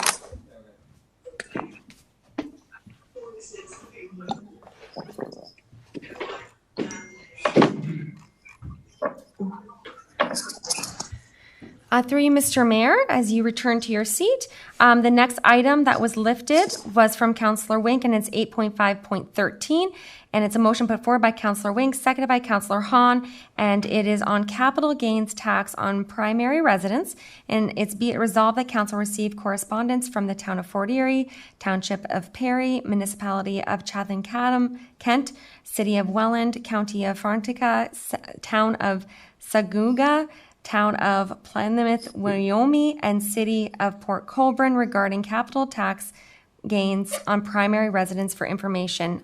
Through you, Mr. Mayor, for discussion. Okay, thank you. Before I ask Councillor Wink, I'd just like to thank Councillor Stewart for performing the role of Deputy Mayor in my absence. Thank you, Councillor. And Councillor Wink, any comments on this? Yes, so I'd like to make a motion with respect to this issue that the Council of the Town of Pelham receive for information and support the correspondence from the Town of Fort Erie dated June 1st, 2021 regarding capital gains tax on primary residence. from my perspective, as a former financial planner and whatever, doing, putting capital gains tax on residences is going to hurt the transfer of wealth from parents to individuals, to their kids. It could almost cripple some people who need to sell their home that they've had for 50 years, and they need that money to sustain them in long-term care. Yet the government's going to grab 50% of the value of that gain, and I cannot support a government that would do that. So that's the reason why I'm putting the motion through to say that I support the town of Fort Erie. Thank you for that, Councillor. See Councillor Hahn. Through you, Mr. Mayor, I'd be very happy to support that and second that motion. Okay, thank you, Councillor. Any discussion on this motion now that it's on the floor? I'd just like to say that I will also support this motion. Your mic. Madam Clerk. Oh, Your I'm mic. sorry. You're muted. I'm muted. Call me Mr. Olson. I'd just like to say that I'm obviously I'm going to support this motion for the reasons stated by Councillor Wink, and thank you, Councillor, for bringing this to our attention. Any other questions or comments? Not seeing any, Madam Clerk. Thank you, Mr. Mayor. So this is a motion to amend the main motion to endorse and support the resolution. And if I may also add that the clerk is directed to circulate a copy of the resolution to those appropriate. Councillor Wink, if that's okay with you? Yes, thank you. Thank you. Unless there's any other debate, I would start the vote with Councillor Kaur. Yes. Councillor Olson. Yes. Councillor Stewart. Yes. Councillor Wink. Yes. Councillor Hahn. Yes. Councillor Hildebrandt. Yes. Mayor Junkin. Yes. And therefore, the amendment passes. That does bring us to the main motion as amended. And I would have the same mover as Councillor Wink and seconder Councillor Hahn, if there's any discussion. Not seeing any, Madam Clerk. Thank you. I'll begin that vote with Councillor Kaur. Yes. Councillor Olson. Yes. Councillor Stewart. Yes. Councillor Wink. Yes. Councillor Hahn. Yes. Councillor Hildebrandt. Yes. Mayor Junkin. Yes. And that carries. Thank you. That does bring us to our next item on the agenda. This was lifted by Councillor Hildebrandt, and it's licensing of cannabis operations previously operating illegally. And it is be it resolved that council receive correspondence from Town of Fort Erie regarding licensing of cannabis operations previously operating illegally for information. And to you, Mr. Mayor, for debate. Okay. I guess we'll first of all go to Councillor Hildebrandt. Councillor? Yes, I'd like to make an amendment to that motion that the town of council endorse and support the town of Fort Erie's letter with regards to licensing of cannabis operations, and to clerk circulate a letter of support.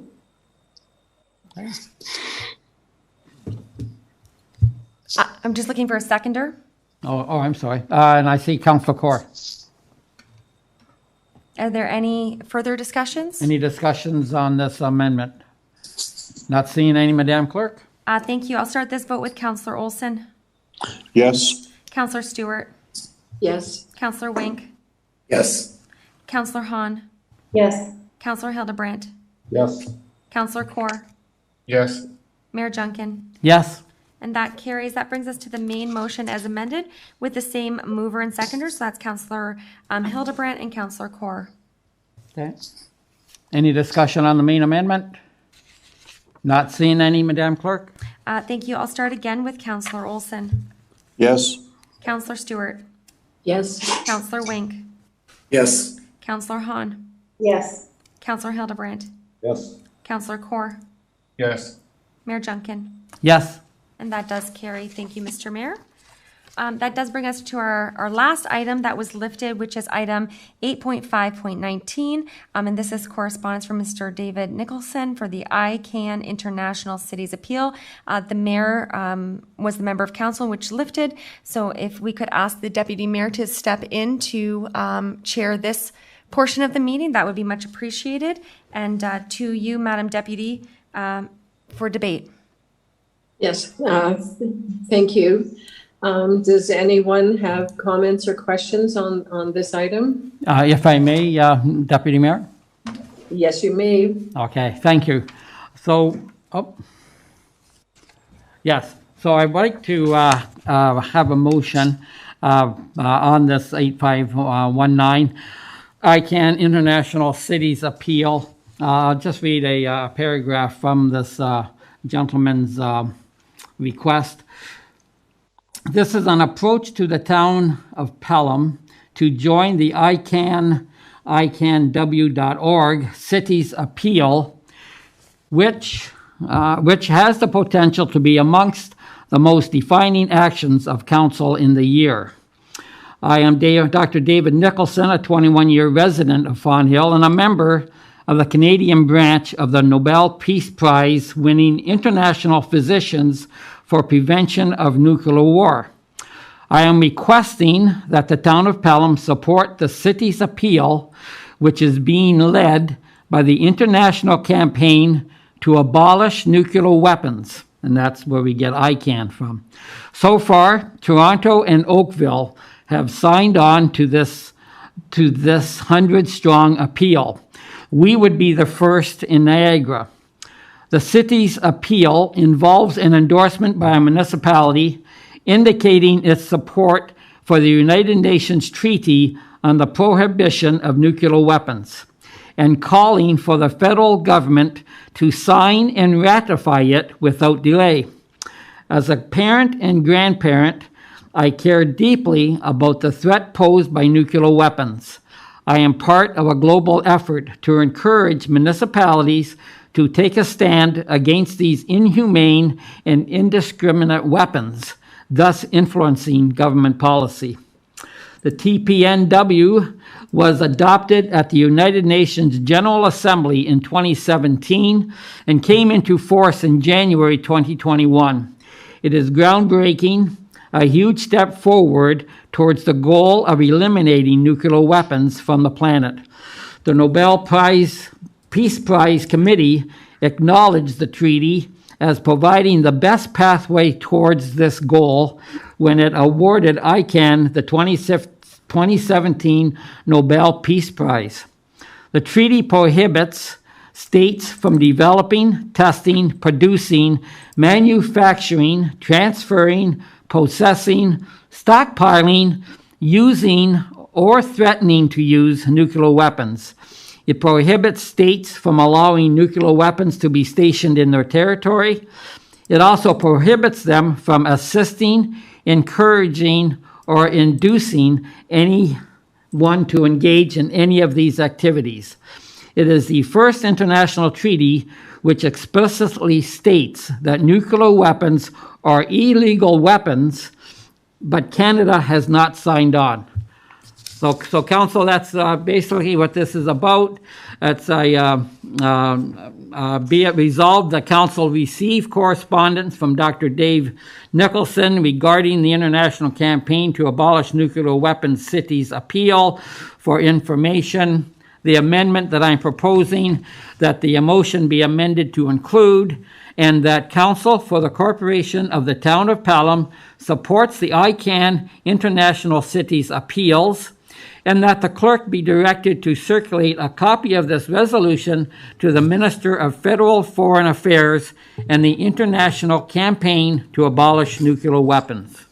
Comments or questions on, first of all, I need a seconder. Correct. Yes, I need a seconder for this, please. And I see Councillor Olson will second. Therefore, the motion's on the floor. Any comments or questions on this? Not seeing any. I believe everyone is the same as I. It's pretty straightforward. Madame Clerk, we count on you to call the vote. Thank you. This is for the motion amended presented by Councillor Junkin and Councillor Olson. For the amendment, Councillor Hahn.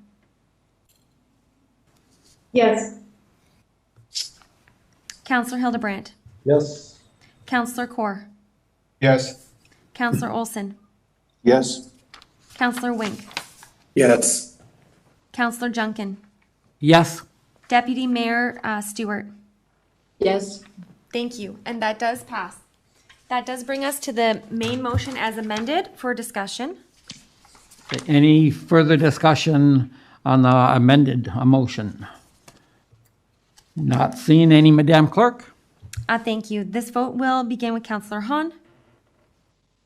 Yes. Councillor Hildebrandt. Yes.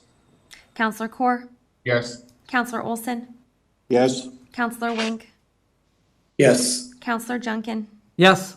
And Deputy Mayor Stewart. Yes. And that does carry. Thank you. And once again, Deputy Mayor Stewart, thank you for stepping in. You're welcome. Thank you, Mr. Mayor. That brings us to our next item on the agenda, item 10.1.1. And we do have a council report from Councillor Olson. Councillor, through you, Mr. Mayor. Oh, thank you. Councillor Olson, would you like to speak to this? Yes, thank you, Mr. Mayor. Through you, I had the opportunity to represent the town of Pelham at a roundtable discussion with Minister Clark and a variety of other stakeholders on the matter of a better code of conduct for members of council. I can keep this very short because the main item of discussion for most of the agenda was the notorious case that happened in Ottawa, and it's a very serious and shocking case. And in that specific case, the maximum sanction that the Integrity Commissioner could render was disproportionate to the seriousness of that situation. So we were left to discuss various options for punishment by the Integrity Commissioner, up to including removal from office and increasing the monetary penalties were discussed. But the committee came up with several recommendations which didn't arrive at the level of removal from office, although some people said that was warranted in the specific case. But I think participation in this process met the public's very clear and legitimate expectations around behavior, transparency, and accountability.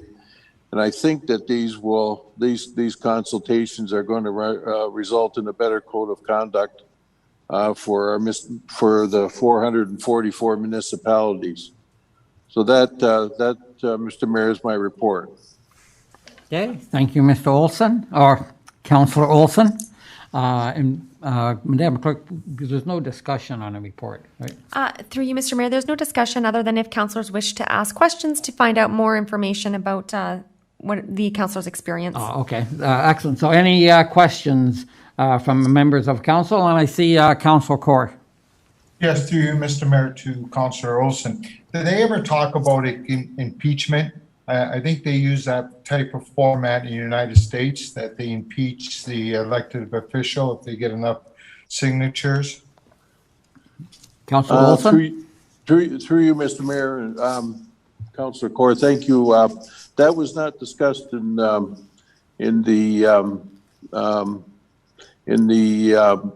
meeting that we had, and I think what it was, well, I shouldn't say that, because there was a comment made that I recall that removal from office is essentially, I think, what you're talking about, and that was determined or said to be best left to the electorate every 4 years. So that's where it came up, but impeachment precisely did not come up in that manner. Okay, thank you, sir. Thank you, Councillor. Any other questions or comments? Not seeing any. Madam Clerk? Thank you. Thank you, Mr. Mayor. I do have a motion put forth by Councillor Hahn, seconded by Councillor Hildebrandt. Be it resolved that Councillor Olson's report regarding participating on the provincial consultation call re-strengthening accountability for municipal council members be received for information. Through you, Mr. Mayor, I'd start the vote with Councillor Hildebrandt. Yes. Councillor Kaur. Yes. Councillor Olson. Yes. Councillor Stewart. Yes. Councillor Wink. Yes. Councillor Hahn. Yes. Mayor Junkin. Yes. And that does carry. Through you, Mr. Mayor, our next item on the agenda is another report from council, and that's from Councillor Stewart with regards to parking at the MCC. To you, Mr. Mayor. Thank you, Madam Clerk. And Councillor Stewart, you're on. Thank you, Mr. Mayor. I'm speaking about the parking issues at the MCC. As I'm sure we are all aware, there is a severe shortage of parking at that site. This problem will only become worse as the developments adjacent to the MCC are completed. The user groups are very concerned that the parking issues could possibly have a negative effect on the numbers of people enrolled in sports activities at the MCC. This would also affect the revenue of their groups and the MCC itself. While I do know we are waiting for the consultant's report on parking, I think we all know that even ahead of this report, there is a significant shortfall. I'm calling attention to this now to be assured that the land set aside for additional parking at the MCC will be developed for parking and that it should be included in the 2022 budget. Further to this, storm management ponds are a huge issue with so much development and far too many hard surfaces. This could potentially be an opportunity for the town of Pelham to become a leader in this area. Instead of an impermeable surface, there are other options available. For example, GeoGrid, TrueGrid, Easy Pave. These would provide structure, a hard surface, and will accept rainwater as they are either covered with gravel or grass. So, and I'm thinking there could possibly even be grants provided for this under climate change initiatives. Thank you. Thank you, Councillor Stewart. As you know, if there's a grant out there, I'm sure our treasury officials will find it.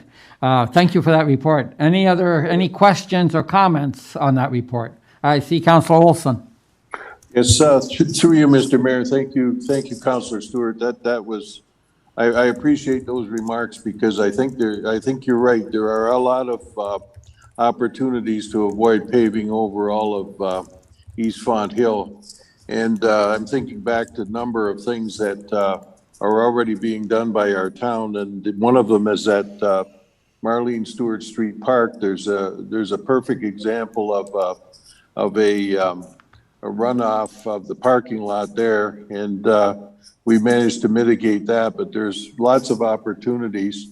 And I was surprised to find the other day, I was looking around at the Legion the other day, and they have a fully functioning pollinator garden right in front of the Legion, almost within about 10 feet of the highway. So these things can be built just about anywhere and function, and it was full of butterflies.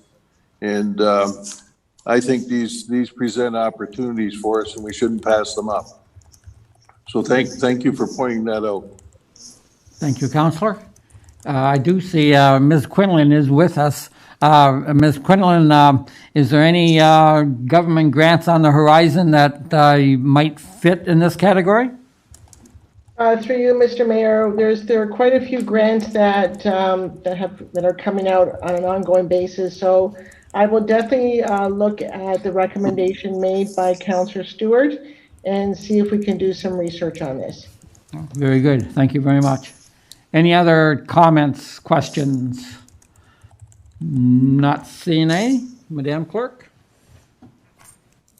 Thank you, Mr. Mayor. I do have a motion put forth by Councillor Wink, seconded by Councillor Hahn.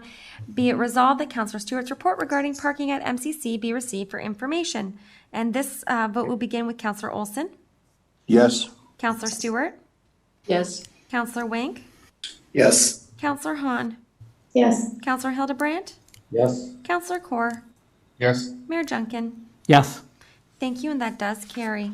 Mr. Mayor, that brings us to our next item on the agenda, which is item 10.2.1, and it is update on the erosion mitigation project at the stormwater outlet at Rice Road and Highway 20, 2021-0125 Public Works Report. And the motion reads, be it resolved that council receive report 2021-0125 update on the erosion mitigation project at the stormwater outlet at Rice Road and Highway 20 for information, and that council directs staff to proceed with the project using a design, bid, build, procurement strategy, and that council approves $70,000 to complete the necessary engineering and detailed design for the project out of the 2021 capital budget reserves, and that council directs staff to include the cost for constructing the project for consideration as part of the 2022 capital budget. To you, Mr. Mayor, for discussion. Yes, thank you. Before I open it to council, I have had lengthy discussions with the Director of Public Works. It is, I find it disheartening, sad, I guess I am, that this project is going to have to be put off to 2022. It's the only good thing, if there is a good thing for leaving a problem go beyond what we should, is it does create an opportunity perhaps for to get funding from our surrounding governments, regional government, and of course the upper tier governments, whether it be provincial or federal. Before I do open it to council, maybe perhaps Jason, Director of Public Works, Jason, you could also expand on that perhaps? Sure. Through you, Mr. Mayor. So yes, there's opportunities for additional funding sources. Staff have applied for one grant that is available for erosion protection projects. Mrs. Quinlan may correct me, but I believe it's through the province of Ontario. Limited funds available through that grant, but the town has applied for the full amount in order to assist us with completing this project. As well, part of the original motion was for staff to reach out to various stakeholders for funding opportunities or funding contributions. At this point in time, we haven't received any firm commitments on that, but staff are continuing to work with those agencies to see if there's any funding available to assist in the project. Okay, thank you. We'll open it up now to questions, comments from councillors. Councillor Hildebrand. Through you, Mr. Mayor, I'm going to make an amendment to the motion presented in the report, and after I make that amendment, I'll provide the details of why I'm suggesting that amendment be made. After the paragraph that reads, and that council directs staff to proceed to a build procurement strategy, I'm adding a paragraph, and that council directs staff to complete further engineering studies, including an update erosion survey study of the pond outlet, including the cause of the erosion, included but not limited to the pond outlet. I'm adding a final paragraph, and that staff provide regular update reports to council on the project. The reason why I'm adding this too, I've been monitoring that pond myself, because I'm not sure that anybody else is monitoring the pond in detail. And let me just give you some updates of some of the recent weather events. We had a recent weather event on July the 7th to 8th, where it was recorded that we had 62.75 millimeters of rain. In one 15-minute period, we got 6.75 millimeters of rain. The 1 hour intensity was 26.75 millimeters of rain. Based on my observations, the stormwater pond at Rice and 20 has a normal water level of 6 inches above the stormwater south outlet, where it goes out. The stormwater elevation rise during that storm was approximately 13 inches. The UCC design brief presented to us on June 2015, and their stamped drawing by UCC 0473 PPG Rev 3 says the first stage of control at 25 millimeters of rain, that pond should rise 32 inches. the total rainfall in that event was 62.75 inches.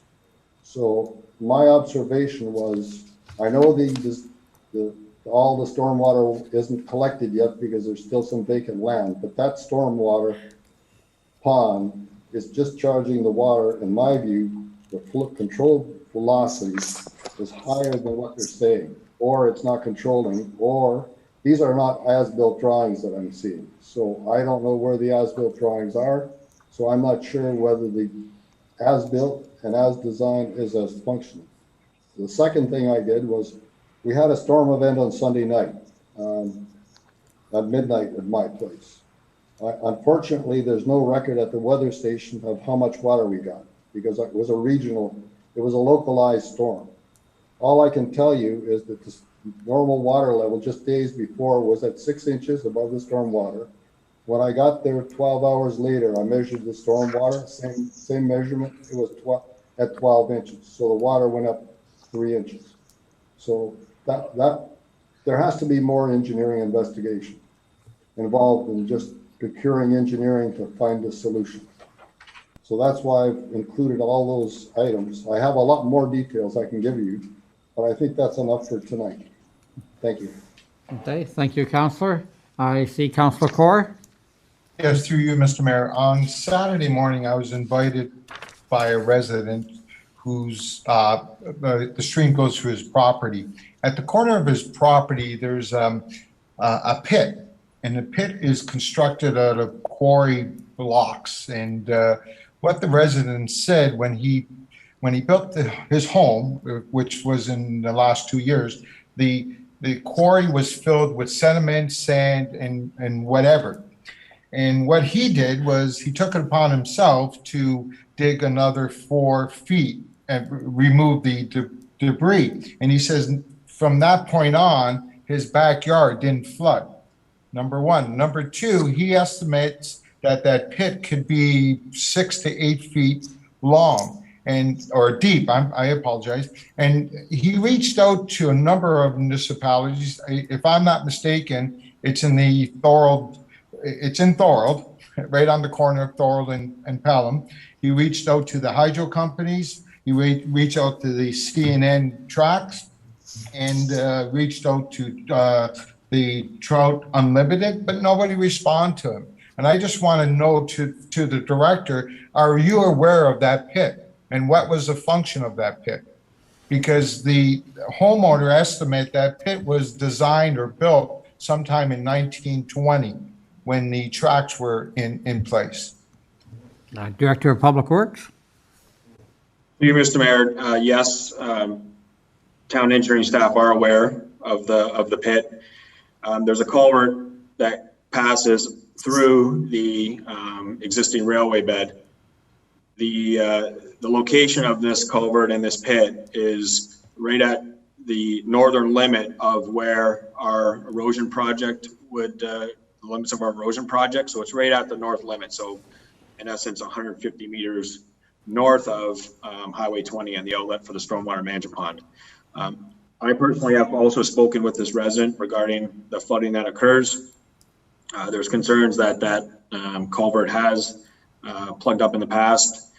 So any course of action we take with respect to the rehabilitation of that outlet from the outlet 150 meters north will include modifications if required any to that pit and that culvert that passes under the railway bed. So that'll be part of the scope.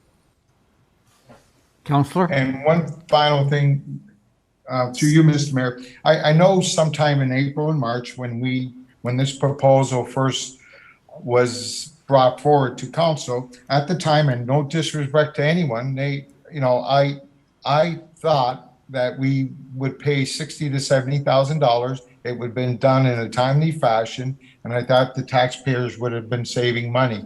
Now it looks like a money pit, and we're dealing with private property, and if the consultant fees are $70,000, it's usually 10%. So we're looking at about $500,000 to $700,000 project here, and I agree with my colleague Mr. or Councillor Hildebrand, is that we need to go back and study it. Is it our fault? Is it the poor engineering on the pond that we created, or it's part of nature? So I'm not going to support it, and it just, I think we need to revisit it and start back from square one. Thank you. Mr. Mayor, I'm Thank you. just looking for a seconder to the amendment. I'm sorry? Sorry, through you, Mr. Mayor, I'm just looking for a seconder from Councillor Hildebrandt's amendment, yeah. his proposed amendment. Okay, Councillor Hahn. Thank you, Mr. Mayor. Okay. Any other questions, comments on this on the amendment? Councillor Hahn. Thank you, through the mayor. I'm very supportive of this. It's kind of going back to square one, and I was quite vocal back in April with my thoughts there, and that is, I think that taxpayers shouldn't necessarily be on the hook for remedying this. I think the most important thing is to find out why it's taking place, as Councillor Court just alluded to, and that is if it's a design that was designed incorrectly, or if it was constructed incorrectly. Engineers will be able to determine that, and once that's determined, then of course work towards a remedy and have an engineered remedy. And that's the most important thing, and that's what I was pushing for before in April, is that this has to be engineered. We can't just lickety-split fix it, as much as it would be nice to snap our fingers and have it fixed. We need to know what's causing it in the first place, and then go about fixing it. So yes, it's going to take more time, as it probably always was going to, but I think that's the appropriate and more responsible route to take. So I'm fully supportive of this. I would like to go to Director of Public Works, and let's go back to April when we had a report brought by Upper Canada Consultants. Correct me if I'm wrong. Can you refresh Council's memory on that report, Director? Yes, through you, Mr. Mayor. It was a very extensive report that outlined the function of the pond, the history of the pond, the catchment area it was draining, and went into very detailed technical discussion on how that pond was designed to do what it does. The results from the analysis that was completed, and the town is continuing to monitor the outlet with respect to water quantity, discharge, and quality of water with respect to temperature. Based on the results of that firm's independent parties review of all the data that was collected since 2007, I believe, was that the pond was functioning as it was designed. That being said, there was also recommendations in that report to review and monitor the erosion that was happening at the outlet north of Highway 20 and for a length of approximately 150 meters to the north. So as we heard tonight during discussions, Fawn Hill is situated on a soil consistency that's very absorptive like a sponge, but it's also very susceptible to erosion. So that's something that is going to take place naturally and occur naturally, whether or not the pond was there. The indication from that report was that erosion was happening prior to the pond and Highway 20 even being expanded. So my takeaway from that meeting was to develop, based on council's direction, was to develop an RFP to do a design build project so that we could look at getting in and restoring the areas that have eroded that are impacting private property, and also prevent further erosion in that section of tributary from the outlet to 150 meters to the north. The approach now and what's being recommended in the report is that we take another approach, which is the traditional design, bid, build process. So that process would involve staff now going back out as an RFP to a design consultant.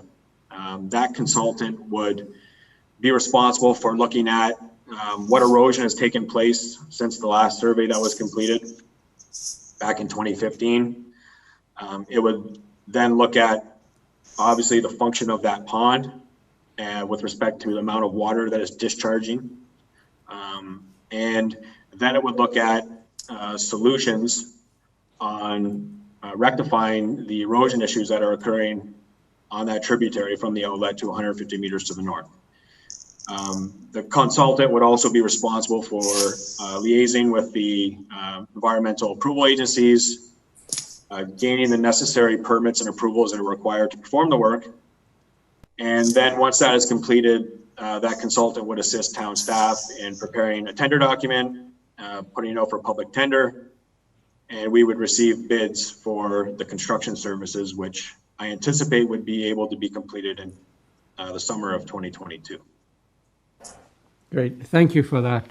Thank you for that recap, Director. So when you're saying that the consultant that you see us hiring, whether it be for 60 or 70,000, you see this person studying the erosion problem within the boundaries of that 60 or 70,000. So to do another erosion study with another consultant would be redundant. Would that be safe to say?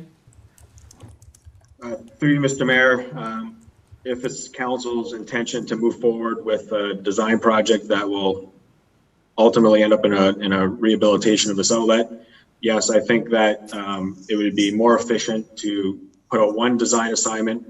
That consultant is going to have to do a topographic survey of the area in order to complete their design, and it's during that time that they will be able to see what erosion has taken place since last time was completed back in 2015, I believe.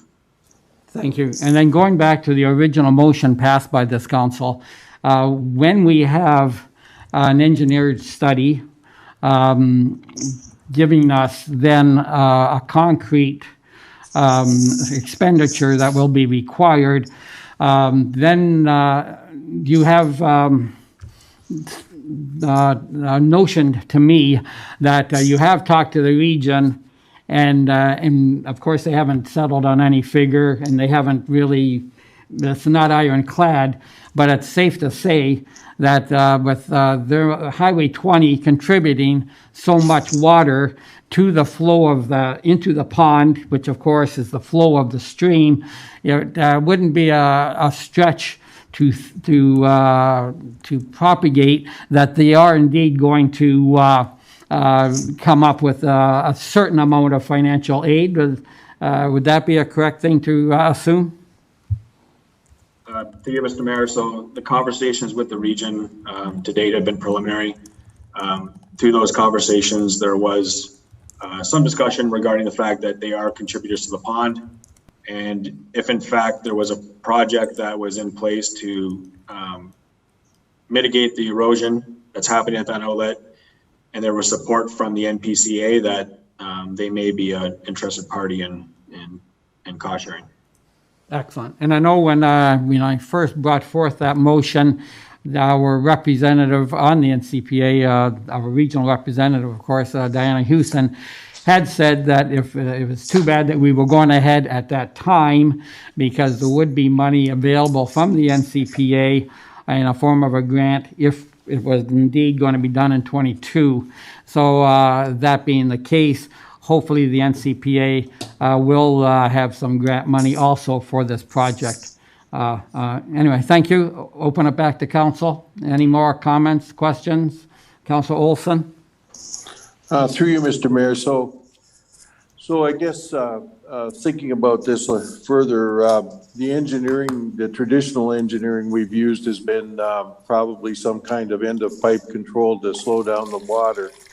I'm supposing that we would expand the idea into some sort of devices or engineering that replicates natural wetland design and function, and including trees and that type of thing. Is there a possibility for that in the quotation, or is it going to be something more traditional? Because really what we're looking for is something to capture and slow down the runoff from the pond. And there are natural things that can work. Director of Public Works. Through you, Mr. Mayor. So exactly, I'm not an expert in the field, and that's why we rely on the expertise from professional engineering companies and firms that can do this type of work with confidence. In speaking with experts in the field, the whole idea is exactly that, is energy dissipation. So dissipating the energy of the water, and that is what will prevent further erosion from taking place. So there's a number of ways that can be done. And again, I'm not an expert, but we would rely on the consulting firm that was successful in winning the RFP to come forward with the design that would mitigate the erosion and repair the erosion that has taken place currently. Councilor Olson?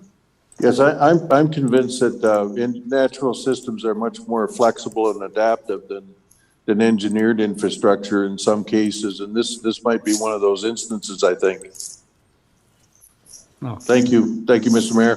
Okay, thank you, Councilor Olson. Thank you, Director Moore. Any other questions? Go ahead, Councilor Hildebrand. Through you, Mr. Mayor. Here's where I have problems. Number one, when you use the same company to do the design and to do the peer review, that doesn't work in an accounting function, so I don't know why that works in an engineering function. Secondly, the erosion, the ground didn't change. This is supposed to be a low impact design. So everyone knew what the topography and what the ground was going in.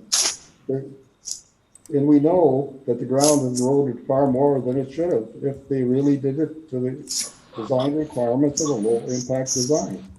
So to me, you've got to control the flow. If you control the flow, I agree with Councilor Olson. At the far end, yeah, you use trees and rocks and all that kind of stuff. But why not do some controls up front?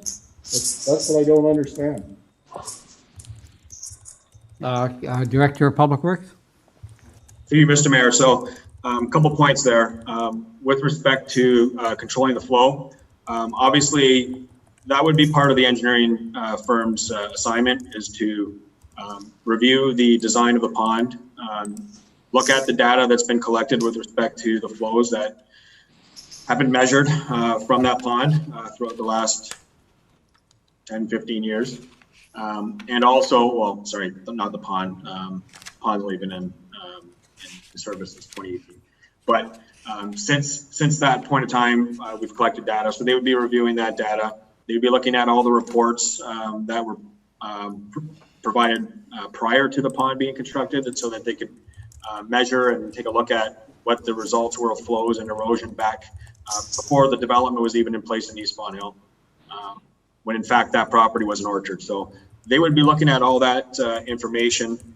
With respect to the same people doing the design that would be doing the peer review, the intention here is that staff would, through the town's public procurement policy, we would be issuing an RFP that would be open to any design firm to submit.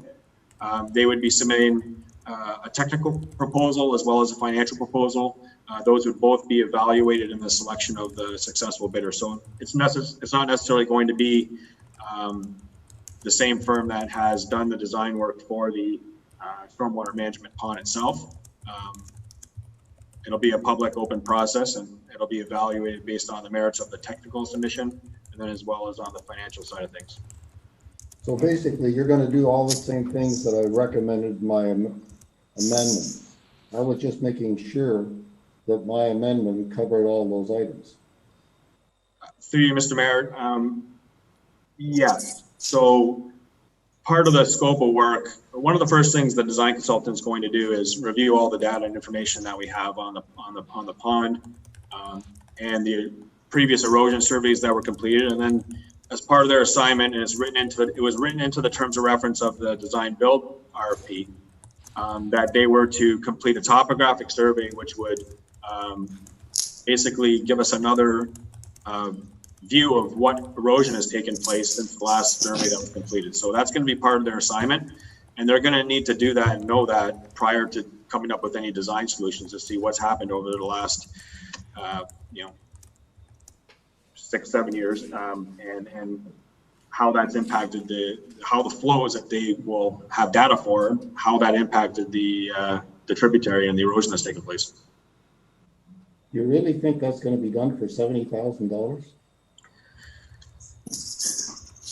Through you, Mr. Mayor. So engineering services are usually somewhere with a specialized project like larger project, they usually run between 5 and 7% of the total value of the project.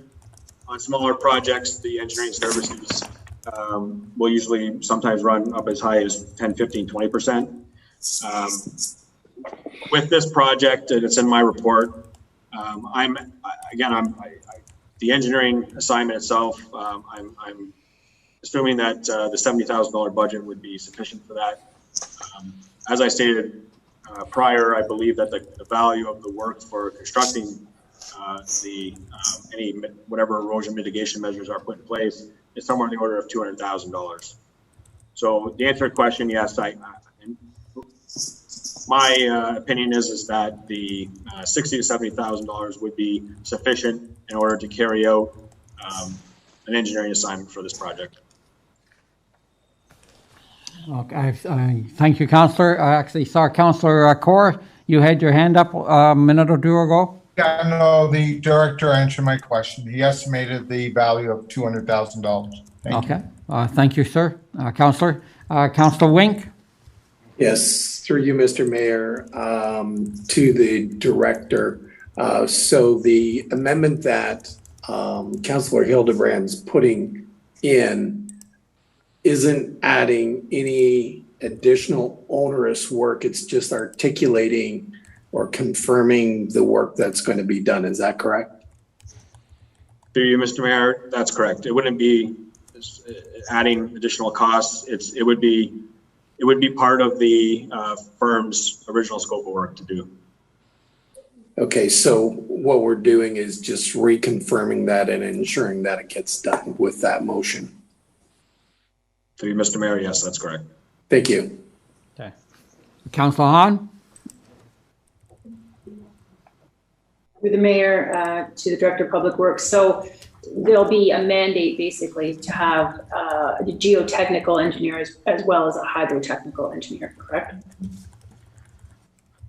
Through you, Mr. Mayor, to the councillor, that's correct. So part of the submission that the consultants would supply their technical component, they would have to supply information on who their project team is. And there's a number of different professionals that they'll need to include as part of their design team. Off the top of my head, I know we also built this into the design build RFP, but they were to have professional engineers on their team. They were to have professional geomorphologists on their team as well as the required environmental professionals that would help them in developing an environmentally sustainable solution and would assist them in getting the approvals through the various environmental agencies. And what's the minimum number of years experience that you typically put on that? Through you, Mr. Mayor, I can't recall what number we actually put in our RFP and whether we even specified the number of years, but the evaluations are scored based on the strength of their team. So firms that submit a better project team will have a higher scoring than those that don't.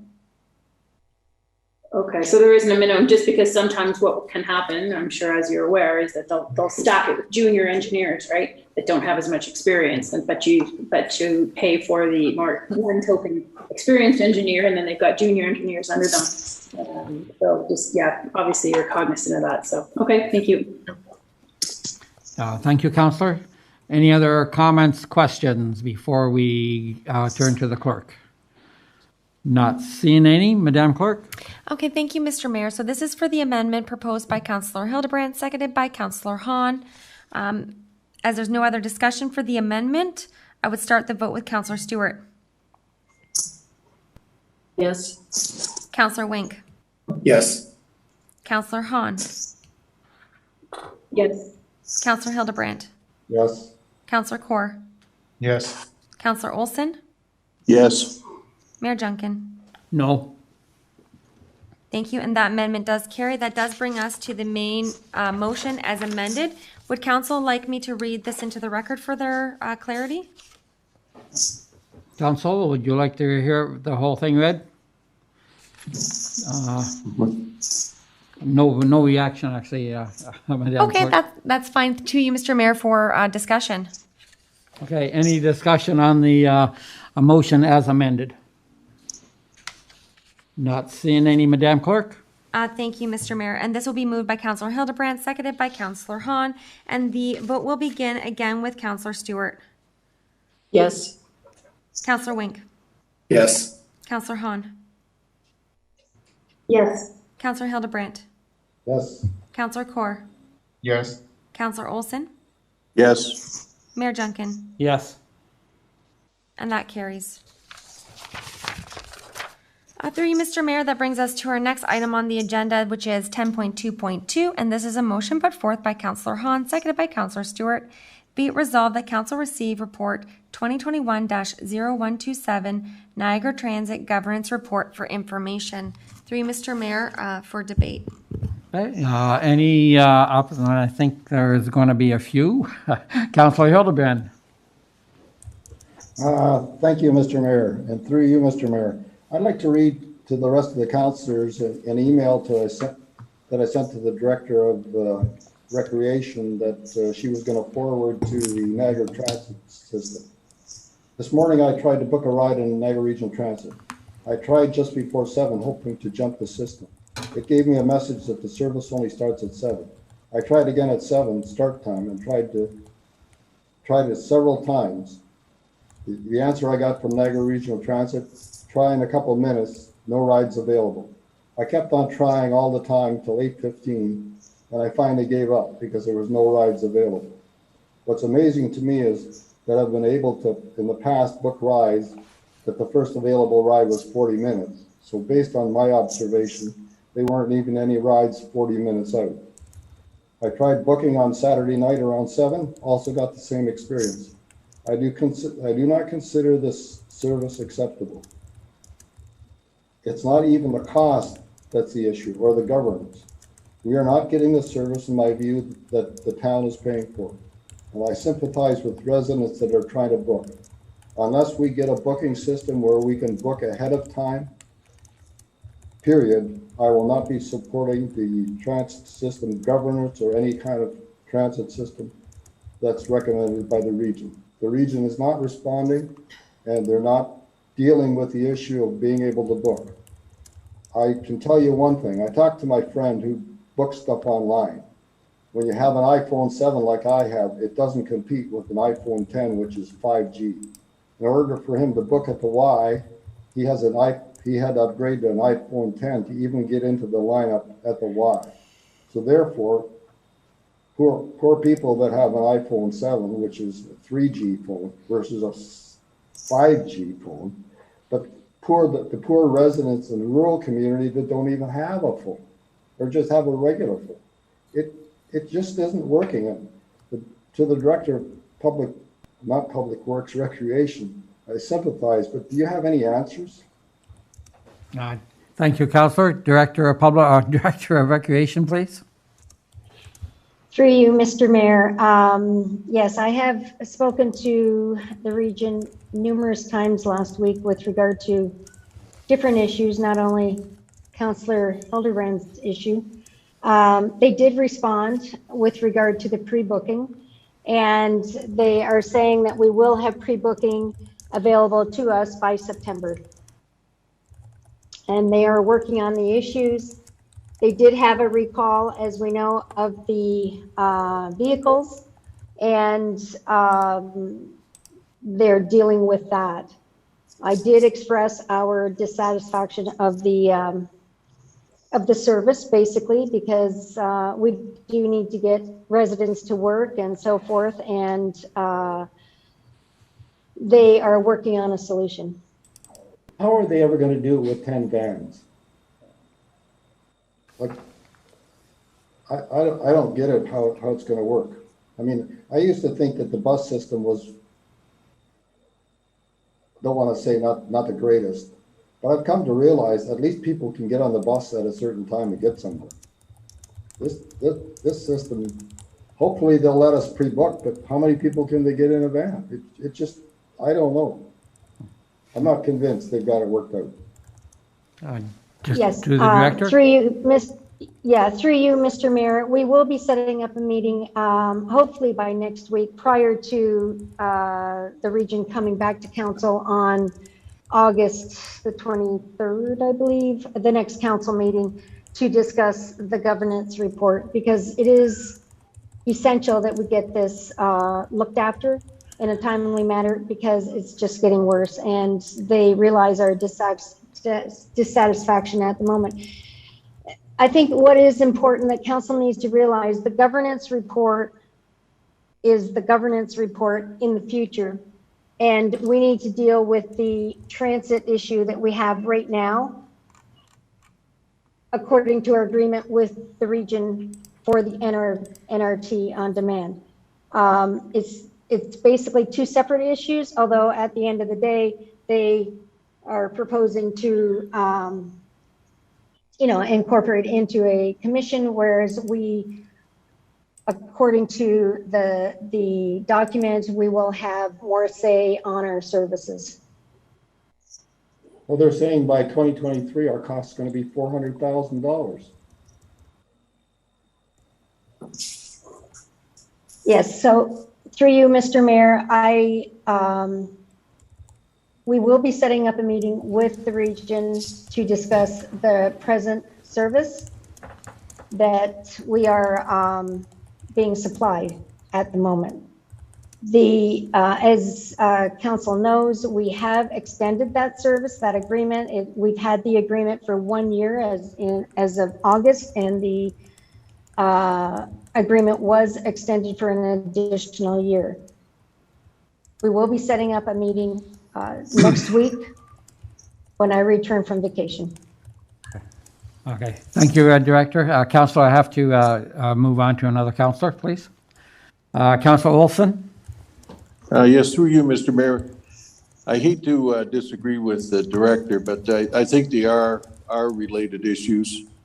We have poor service, and we're going to have one opportunity to get this right, because when we go back under the governance model, we're going to have one vote out of 15. And I don't think anybody's going to change anything based on that. So we've got one chance, and I'm afraid that we're going to lose out on this one.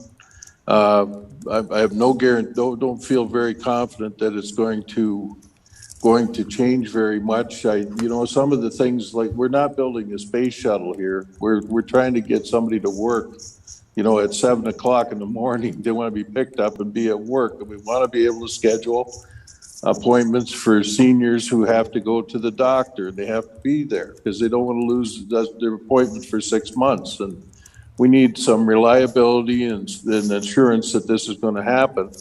And I don't really see it happening. Now, what I was hoping would come out of the governance model would be a commission, for a kind of a mixed commission, because you're really running two different transportation systems. You have a transportation system with fixed routes and a schedule, and you have another one which is more of an Uber model that serves all the small towns, and maybe that's the model. But I was hoping for something where we could have a greater say in the level of service, and I don't think we're going to get it from the model that I read about the other day there.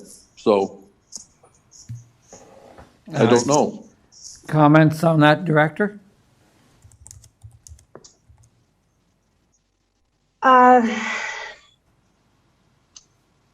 Through you, Mr. Mayor, the governance report will be explained fully by the region when they come back in August.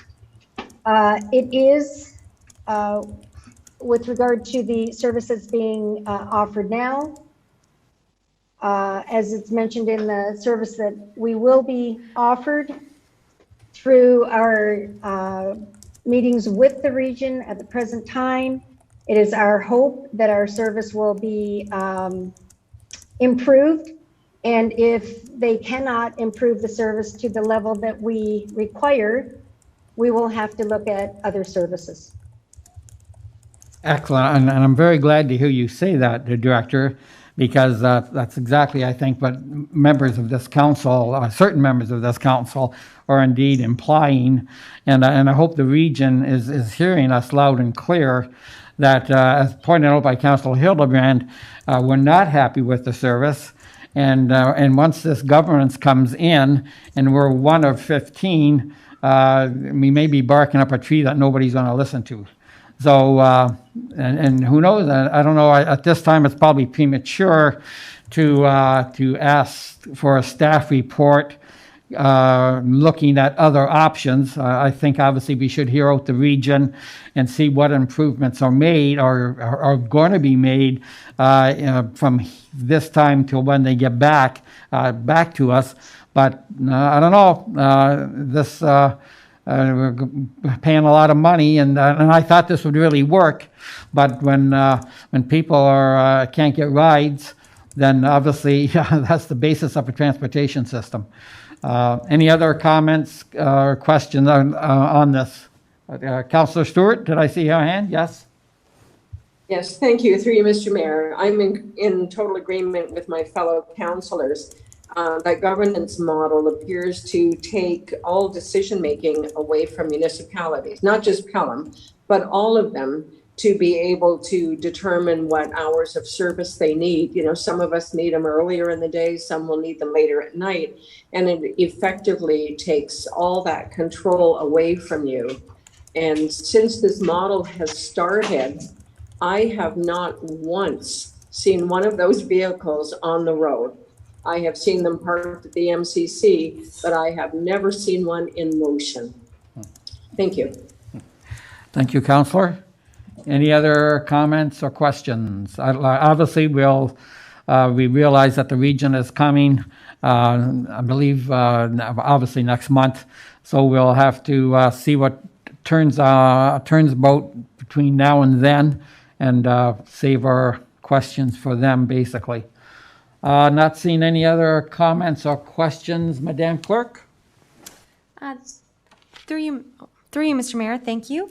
I would start the vote on this with Councillor Wink. Yes. Councillor Hahn. Yes. Councillor Hildebrandt. Yes. Councillor Kaur. Yes. Councillor Olson. Yes. Councillor Stewart. Yes. Mayor Duncan. Yes. And that does carry. Mr. Mayor, that brings you to your next item on the agenda, 10.2.3. I have a motion put forward by Councillor Olson, seconded by Councillor Kaur. Be it resolved that Council receive report 2021-0130, proposed Pelham Mental Health Walk-in Clinic for Youth, and that Council approve the Pathstone Mental Health Walk-in Clinic for Youth and direct staff to establish said clinic at the Meridian Community Center in partnership with the Fenwick Lions Club, Fonthill Lions Club, and Kinsman Club, and the Pelham Library commencing September 2021. And that Council directs staff to work with local service clubs, private donations, and fundraising for annual support to sustain the said clinic. And that Council direct any shortfall be considered in the 2022 operation budget deliberations. To you, Mr. Mayor, for debate. Okay, thank you for that, Madam Clerk. And I got lots of comments to make, but let's go to Council first. Questions, comments on this walk-in clinic, proposed walk-in clinic? Councillor Wink. Yes, so I didn't say too much with respect to Ms. Rossi's presentation, but it goes without saying that there's a definite need to support kids in our area. Mental illness has risen significantly through COVID, and I'm totally in favor of what she was presenting to us, and I am totally in favor with staff's presentation to us in this report, and I will be supporting it. Thank you, Councillor. Any other questions? Councillor Hildebrand. Through you, Mr. Mayor. I'm also in favor of mental health counseling. I've got 3 kids that are involved in the education system through the public school setting. And the most difficult issue they have is getting the parents to acknowledge that there is a problem, because the school system does provide a very good system for kids to get assistance even during school time for these children. I mean, the staff will come in and that's all there. So basically, I think there has to be a better education system on mental health and what's available to the general public, because I'm talking about my kids being in the local school boards, which are affluent areas. We're not even talking about the areas that don't have the same level of. Great. Thank you, Thank you, Councillor. Thank you. Councillor Olson? Through you, Mr. Mayor, of course, I'm in support of this, and I'm really grateful to the service clubs, the Fenwick Lion Club, Fond Hill Lions, Kinsman Club, and the Pelham Library for supporting this. It's I think this is something we really need, and I feel proud that we're going to be able to offer this. Thank you, Councillor. Any other comments? I guess I just want to echo exactly what my fellow councillors have said. Obviously, that presentation showed there's a need. Scary that there was no lineup before the COVID, and now they are trying to keep the waiting time under 30 days. I imagine anybody experiencing mental health problems, that 30 days must seem like a long time. So if we can do anything as a council to get that number down, then yeah, I think it's great. And of course, kudos to the service clubs and the other other industry company that stepped up with a $5,000 grant. That was excellent. So yeah, I think it just goes without saying that we have to help combat this problem for sure. Thank you. Any other comments, questions? Not seeing any. Madam Clerk? Thank you, Mr. Mayor. For the vote, we begin with Councillor Hahn. Yes. Councillor Hildebrandt.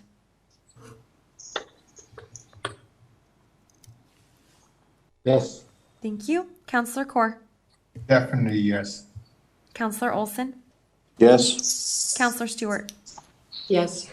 Councillor Wink. Yes. Mayor Junkin. Yes. Thank you, Mr. Mayor, and that does carry. Mr. Mayor, that does bring us to item 11.1, which was unfinished business, and that is the Public Works Policy for Tree Maintenance. And I do have a motion put forth by Councillor Olson, which is seconded by Councillor Wink. Be it resolved that Council receive report 2021-0128, and that Council approve the proposed Public Works Tree Maintenance Policy S 802-01, and that Council direct staff to become funding members and collaborative partners with the Vineland Research and Innovation Center's Greening the Landscape Research Consortium in 2022, and that Council directs staff to explore the option of delegating the authority to the region to enforce the Regional Municipal Bylaw number 2020-79 on properties less than 1 hectare in the town of Pelham. To you, Mr. Mayor, for debate. Thank you. Just before I open it to council, I'd like to ask the Director of Public Works, excuse me. I'm sorry, to you, Ms. Weens, getting a tree service from the region less than a hectare, is that something that the other municipalities are already, a service they're already using? Mr. Mayor, through you, yes, there are a number of municipalities that have delegated that authority to the region. Okay, thank you for that. Okay, I'll open it now to questions and comments from councilors. Councilor Hildebrand. Here you, Mr. Mayor. I had a question on a similar line. Why would we want to delegate that to the region to do? I know anything you do to do with the region. I mean, I'm on the CC12, which is the Grimsby, Pelham, Lincoln, and West Lincoln waste site. And I know when we've dealt with all kinds of issues, with that committee and those local guys, I think we do a far better job of managing than the region does. And now we want to give the responsibility for those sites to be done by the region. I'm not in favor of that. Perhaps Ms. Weems, you can have any comments on that? Well, thank you, Mr. Mayor. Through you, I see that the Director of Public Works would like to comment on that. Oh, I'm sorry. Go ahead, Director Mark. Yes, through you, Mr. Mayor.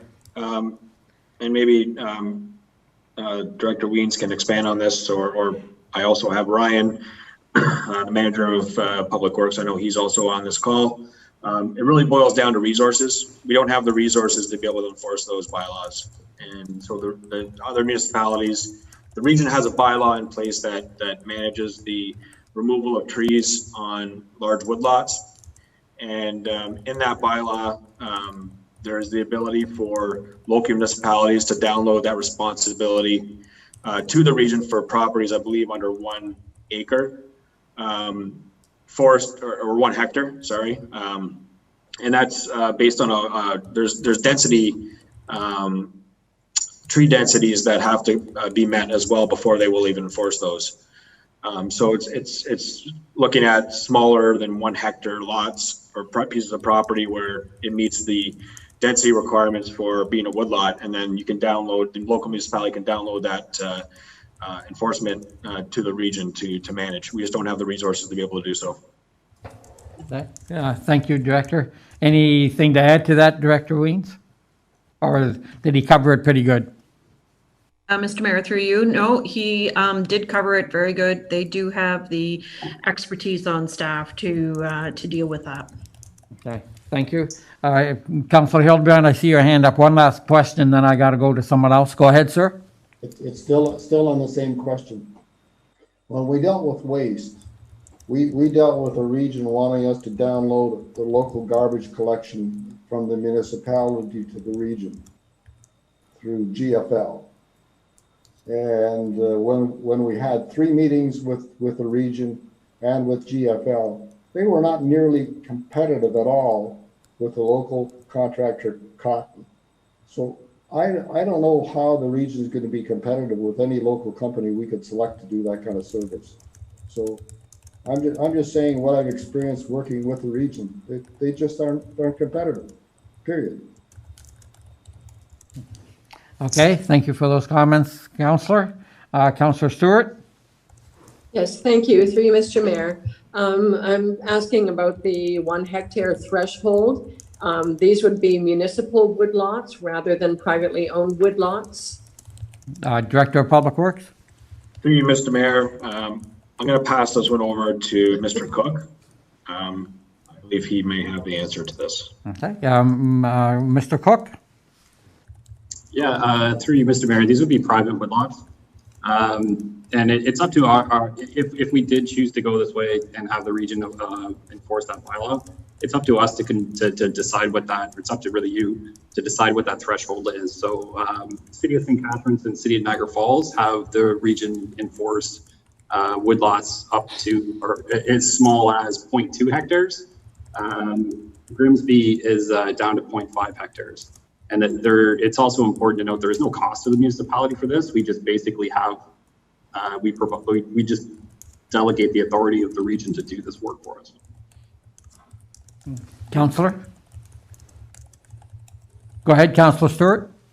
Yes, thank you. I don't know, if I owned a private woodlot and if it were my private property, I wouldn't want the region or the municipality having anything to do with that. That's just my commentary on it. Thank you. Thank you for that, Councillor. Councillor Wink, I believe you had your hand up. Yes, so one of my questions was answered, but I'll change direction. What's the benefits of collaborating with Vineland Research? Director of Public Works. Thank you, Mr. Mayor. So town staff were recently approached by this group. They have the ability, there's the networking abilities with other municipalities that allow staff and the town to look at best practices and tree management and forestry. Also, there is some research opportunities that are available with respect to forestry management, tree species. We feel it's a modest cost to join this consortium, become a part of it. Pelham is situated in the heart of the region. It's probably, Ryan may tell me different, but I believe it has one of the highest canopy coverages in the region. So I think we need to be a leader in this field. And yeah, if there's any other comments or that Ryan wants to add to that with respect to that. Mr. Cook? No, through you, Mr. Mayor, I think the director pretty much answers that as good as I could. If I can, before you finish, Councilor Wink will come back. I know that I was talking to the CEO, Mr. Cribbs, and he was quite impressed that part of the research that Vineland is going to undertake is the tree species that are tolerant of sand or salt, and what trees can tolerate sand or salt better than others. That's going to be part of the research.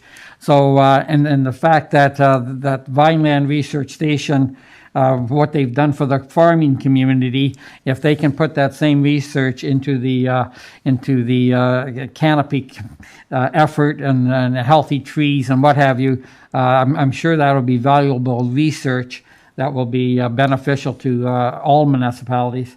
Back to you, Councillor. Okay, thanks for the comments on that. I'm going to change direction again. Mr. Marr, you made a comment with respect to Pelham probably having the largest tree canopy and municipalities in the region. I'd like to find out whether or not that's fact. Is there latitude in the public courts budget to absorb the $7,000 cost to determine the urban tree canopy, where we can use that as a baseline and then create further tree canopy or tree coverage targets going forward? So, the Director of Public Works then? Through you, Mr. Mayor, there isn't specifically one item where I can suggest that we could draw the funds from to complete this work. It is part of an operating budget. Based on the department's overview of all their accounts, there may be some savings in other accounts to be able to undertake this work. I would have to really sit down with the manager, look at our budgets and see where we can, if we could fund this this particular project through our current operating budget. Councilor Wink? Yeah, can I, thanks for that. I'd certainly want you to investigate that because I think it's important to establish a baseline. Can I keep on going, Mr. Mayor? Yes, we'll give you one more question. Okay, so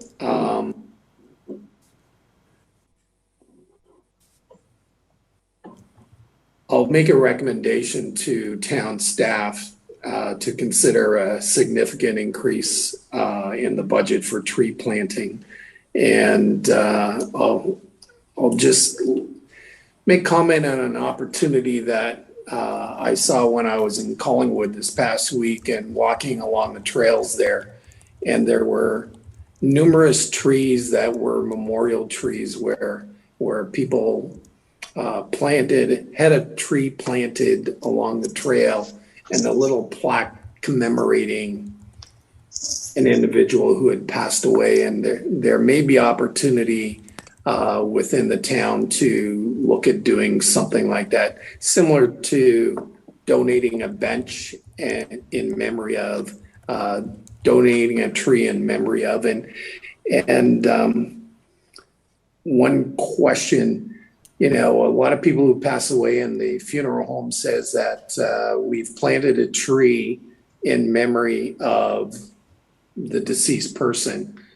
where are they planting these trees, and is there opportunity to work with the funeral directors to have some of those trees planted in town?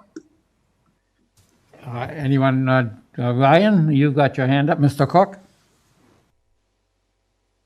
Yeah, through you, Mr. Mayor, we will be bringing a report shortly on a dedication program that will allow for memorial trees, benches, and a number of other items that that can be donated through the town. But trees is definitely one of those. Council Witt? I'll Go let ahead. someone else speak for now. Okay, thank you. Mr. Cook, or Director of Public Works, I can remember, and perhaps Ms. Van Ravensway is here. I thought we recently had someone donate a tree to be planted in Centennial Park, which would suggest to me that we already have a memorial tree planting process in place. Perhaps Director of Public Works, is that true or not? Thank you, Mr. Mayor. I'm not sure if we actually have a policy in place that deals with donation of trees. Okay. Ryan may have a better answer on that. I see Ms. Van Ravensway has left the call, but that's something we can look into. It will be part of the report that's coming to council, and I believe it's going to be the August council meeting when we're bringing that report forward. So that'll be part of that report, and that'll be for information for council at that point in time, and be able to discuss it then. Excellent. Then we will one thing I will mention is Yep. that, which I think Councillor Wink also had another question with respect to where the trees are planted and who has control over that. So that's something that the town wants to maintain. We want to be able to maintain control of that operation, specifically in the urban area within our boulevards. We have qualified, trained staff that are able to, look at planting the right type of species of tree in a certain area that, if it's underneath the hydro lines, you don't want a big deciduous tree that's going to impact those hydro lines. You want to pick another type of species. So it's staff's opinion that we, as a department, maintain control over that. So just want to make that point. Okay. Thank you. Councillor Hahn. Through the mayor, I just wanted to go back to the Vineland Research and Innovation Center greening the landscape piece, and that is that I would agree with the information that we've been provided and to a large extent from the Pelham Tree Conservation Society. And I do know that they are not in favor, and neither am I, with regard to spending $15,000 over the next 3 years to be part of this Vineland Research Station consortium. It's we'd rather have trees planted for the $15,000. I may feel differently if I thought that research was going to go to figuring out how to deal with pests such as the GMOth, and figuring out, what species we would have a better chance against that pest. But that's not what it is that they're looking at doing. So I think that as far as we have an arborist and we're paying for that skill, and that individual should have skills and knowledge to keep up with trends and have best practices. And rather than paying $15,000 to be part of a group, I'd rather see that put into trees. Okay. Thank you for those comments, Councillor. Councillor Corr? Yes, through you, Mr. Mayor, to the clerk. Early in the meeting at section 8.5.21, we made a motion and you said we were a little earlier. Would it be the right time to make that motion? Through you, Mr. Mayor, to Councillor Corr, yes. If council wished to bring a motion, which I think was to refer the report back to staff, this would be the appropriate time on the agenda to do that. Yes, I'd like to make that motion. Okay, and is there a seconder? Councillor Hahn. Okay, thank you. I do have a mover, Councillor Corr, with a seconder for Councillor Hahn to refer the report back to staff. Is there other further instruction as to the information that you'd be looking for in that future report? Councillor Hahn? So specifically, Ms. Clerk, to refer to the information that was with the time difference, and that was explained by Mr. Cook, that the information provided by the Pelham Tree Conservation Society wasn't received by the time he had his report written. So to more specifically with this motion to review that information from the PTCC. Yes. Thank you. So it's to be able to review the information provided from the Pelham Tree Conservation and that staff report back by, does council have a particular date that they're looking for this report to be brought back? And if I could interlude, it's one thing to look at the recommendations, but I think it's very important that they come back with cost of these said recommendations. Thank you, Mr. Mayor. If that's acceptable to Councillor Kaur and Councillor Hahn, and that staff provide a cost breakdown He's absolutely right. Thank you, Mr. Mayor. for said recommendations. Any other, as the amendment stands now, any other suggestions that we want to, Councillor Wink? So through you, Mr. Mayor, to the Director of Public Works, you and I have had lots of conversations. I think the majority of the complaints that I've had this summer have to do with trees. And from where I sit, I think the department's understaffed. I'd like your comments on whether or not you feel the same way and whether there's opportunity to look for next year's budget to help supplement this department. Director of Public Works. Thank you, Mr. Mayor. The councilor is correct. The majority of the PSRs that come in, the public service requests, and the complaints that we receive, the majority of those submissions are tree related. We do run with a very lean crew. As stated in the report, we have one full-time arborist who does tree work. They are ISA certified. We also have another staff member who is ISA certified, but that person is currently filling the cemetery's attendant position. And with the workload with that position, that employee is unavailable to do day-to-day tree work. So we basically run with one arborist and one casual seasonal employee as part of the department. So the policy that was presented to council the last meeting and again tonight as part of this report, there's been a lot of discussion around the table with respect to what services and what level of service the department can provide to the town. We feel confident that the policy as presented can be managed with our current staff plus one additional casual employee. With respect to the submissions from the Pelham Tree Conservation Society and staff, although we didn't have time to make it as part of our report, and we're more than happy to come back with different options and alternatives and costs associated with that. But really any other increase in level of service is going to equate to additional resources for the department in terms of either staff, equipment, and or contracted services. So obviously an important discussion for council to have, and we're more than happy to bring back another report.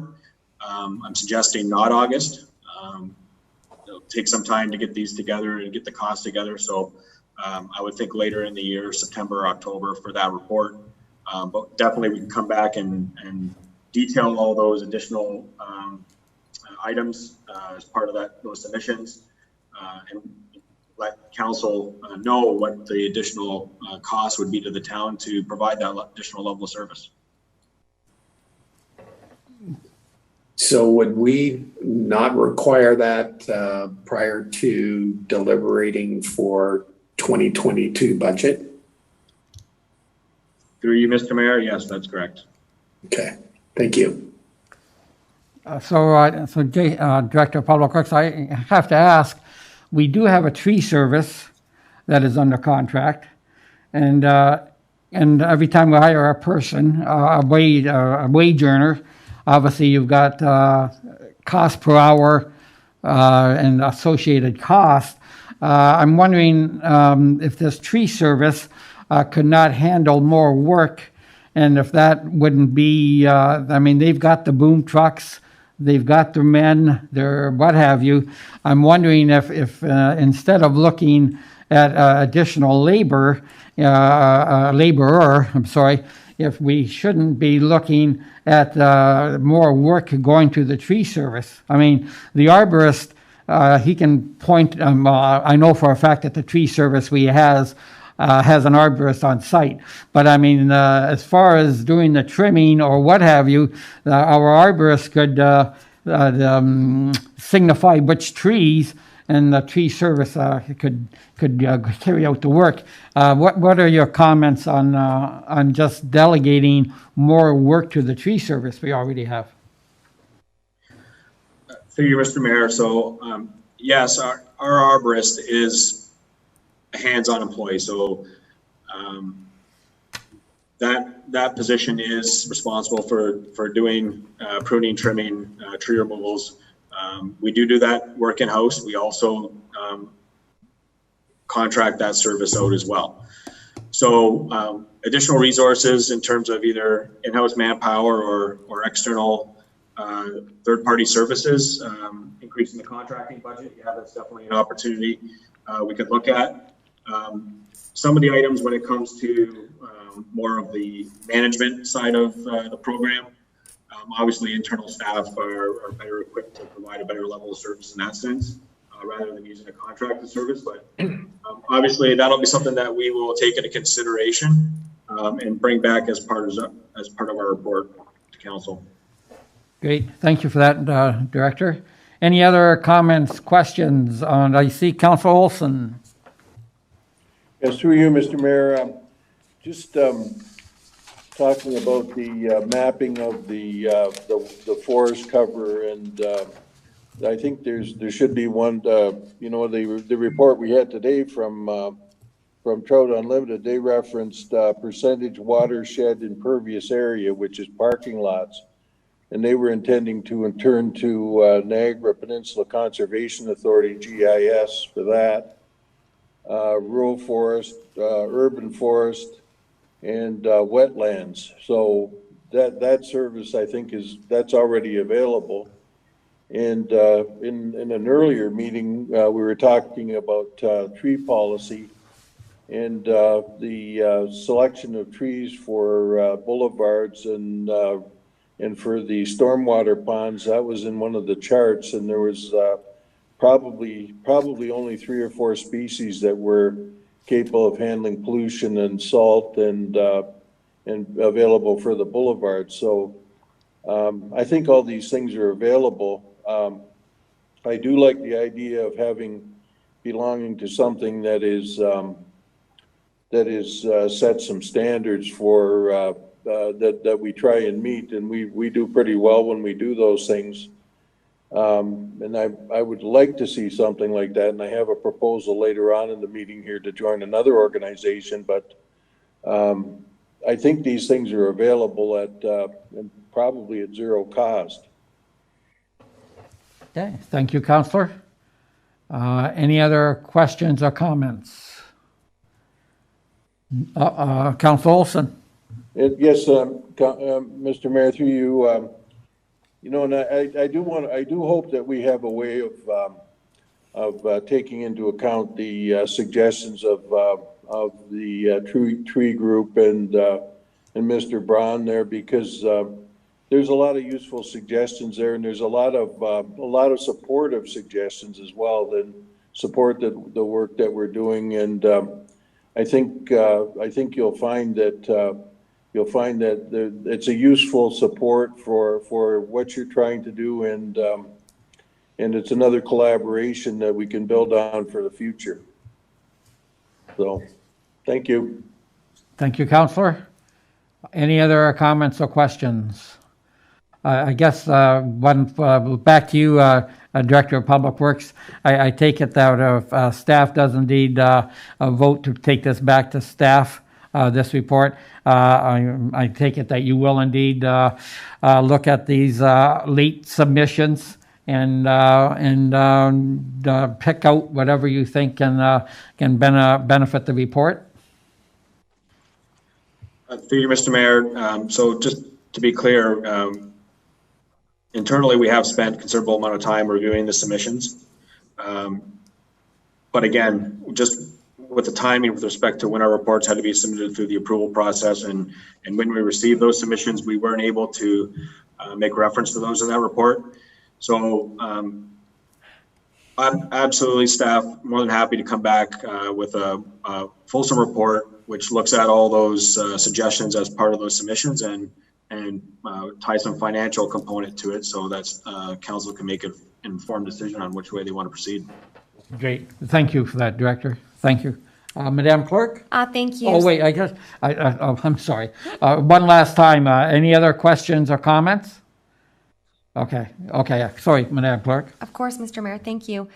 So the motion put forward by Councillor Kaur and seconded by Councillor Hahn is be it resolved that council refer the report back to staff to review and consider the information provided by the Pelham Tree Conservation Society in late public submissions, and that staff provide a cost breakdown with respect to the said recommendations, and that staff report back to council by, and I just don't have a council date. I believe that the director indicated September or October. The dates in September or October council meetings is September 7th, September 20th, October 4th, or October 18th. Is there a preferred date from council? Well, perhaps we will ask the director that. A preferred date from you, Director Marr? Through you, Mr. Mayor, I would suggest September 20th. Okay, thank you very much. Thank you. Unless there's other debate, I would start this vote with Councillor Hildebrandt. Yes. Councillor Kaur. Yes. Councillor Olson. Yes. Councillor Stewart. Yes. Councillor Wink. Yes. Councillor Hahn. Yes. Mayor Junkin. Yes. And that does carry, and that report is referred. Thank you, Mr. Mayor. That does bring us to our next item on the agenda, which is item number 13.0, and it's presentation and consideration of bylaws. I have a motion put forth by Councillor Kaur, seconded by Councillor Hildebrandt. Be it resolved that council for the town of Pelham, having given due consideration of the following bylaws, do read a first, second, and third time and do pass same, and that the mayor and clerk be and is hereby authorized to sign and seal the bylaws.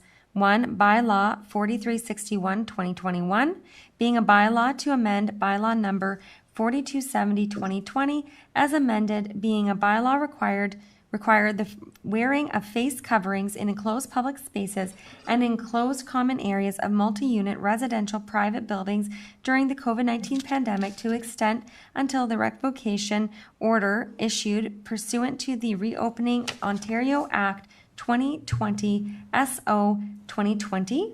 2. Bylaw 4362-2021, being a bylaw to amend bylaw number 4107-2019 as amended and bylaw number 4107-2019 as amended, being bylaws to govern the proceedings of the Town of Pelham Council, its committees, the conduct of its meetings, and the calling of meetings, to provide for electronic meeting participation for council of the Town of Pelham and the Committee of Adjustment and Advisory Committees.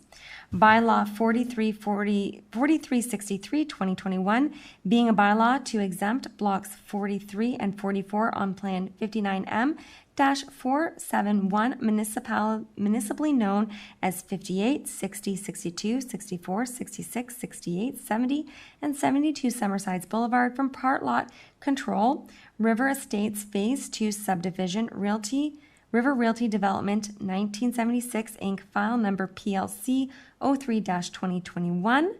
Bylaw 4364-2021, being a bylaw to exempt blocks 29, and 35 on Plan 59M-476, municipally known as 48, 50, 52, 54, and 56, and 53, 55, 57, and 59 Limburner Street from Part Lot Control, Saffron Meadows Phase 2 Subdivision, Hurt Inc., file number PLC 02-2021. Mr. Mayor, to you for discussion. Okay, any comments or questions? I see one from Councillor Stewart. Yes, thank you. Through you, Mr. Mayor. I would like to divide this, the bylaws, and just separate out the first one, as I have a conflict with that. That's the bylaw one. I mean, the mask one. As I have made, donated, and sold masks, it is inappropriate for me to participate in this vote. So if we can separate that one, then I'm free to vote on the rest of them. Madam Clerk? Certainly, that is just a request, and I have so noted. If council is ready, we would just vote on the very first bylaw, and I would just ask Councillor Stewart to, yeah, perfect, thank you. She's vacated the meeting. So for the first bylaw, I would start the vote with Councillor Kaur. Yes. Councillor Olson. Yes. Councillor Wink. Yes. Councillor Hahn. Yes. Councillor Hildebrandt. Yes. And Mayor Junkin. Yes. And that carries. Councillor Stewart could then return back to the meeting.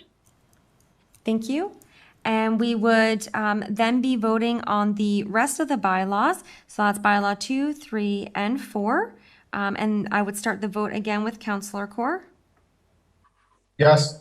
Councillor Olson. Yes. Councillor Stewart. Yes. Councillor Wink. Yes. Councillor Hahn. Yes. Councillor Hildebrandt. Yes. Mayor Junkin. Yes. And that also carries.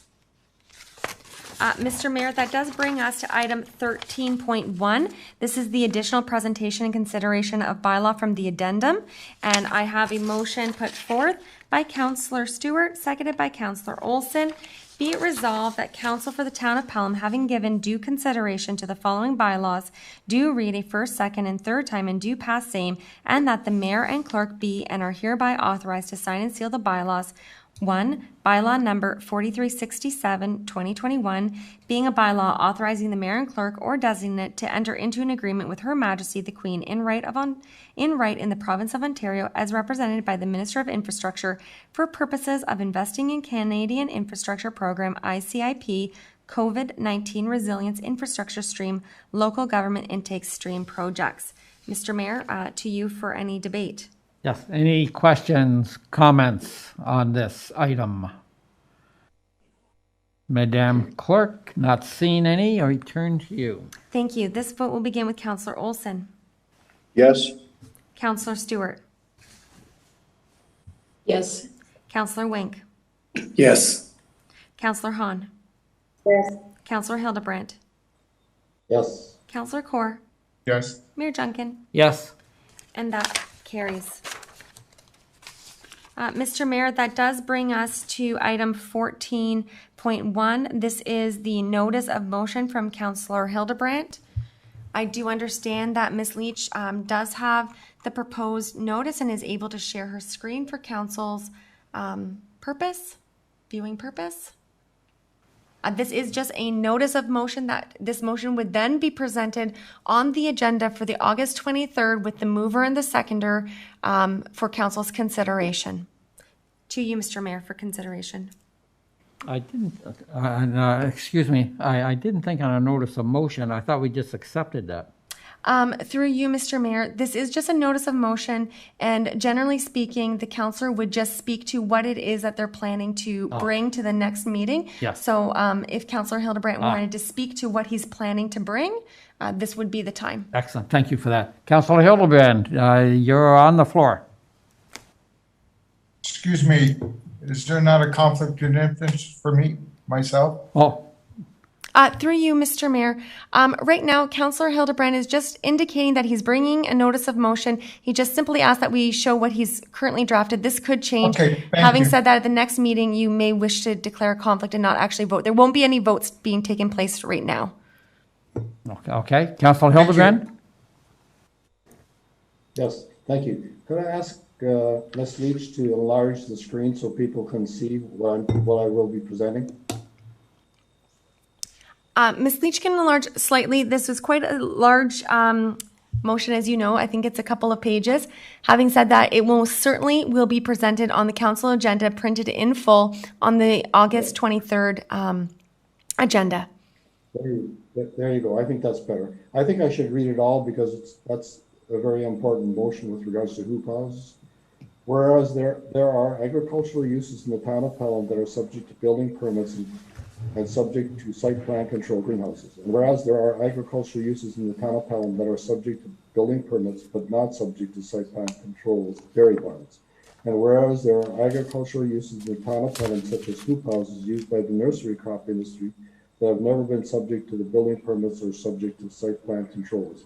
And whereas hoop houses have been used by nursery growers since at least 1970 in areas inside and outside the town of Pelham, which have not been and continue to not be subject to building permits or subject to site plan controls when used for agricultural purposes on land devoted to the business of farming.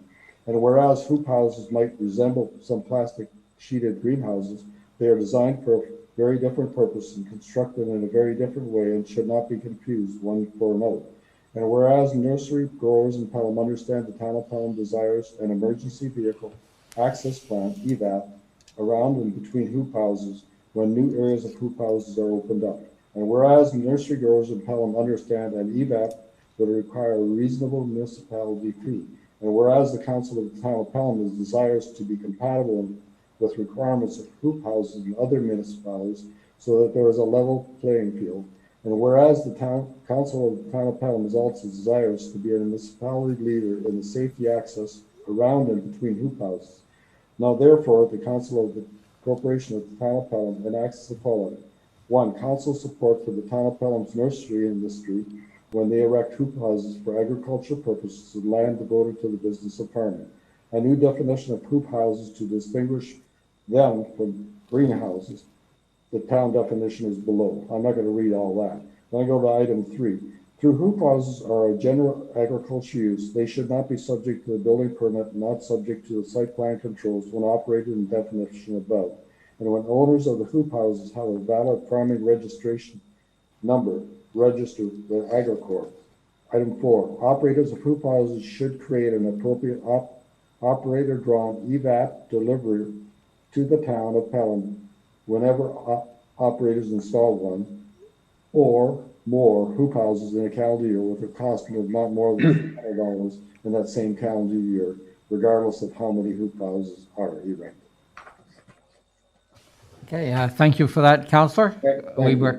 We look forward to that motion coming forward at the next council meeting. Madam Clerk? Thank you.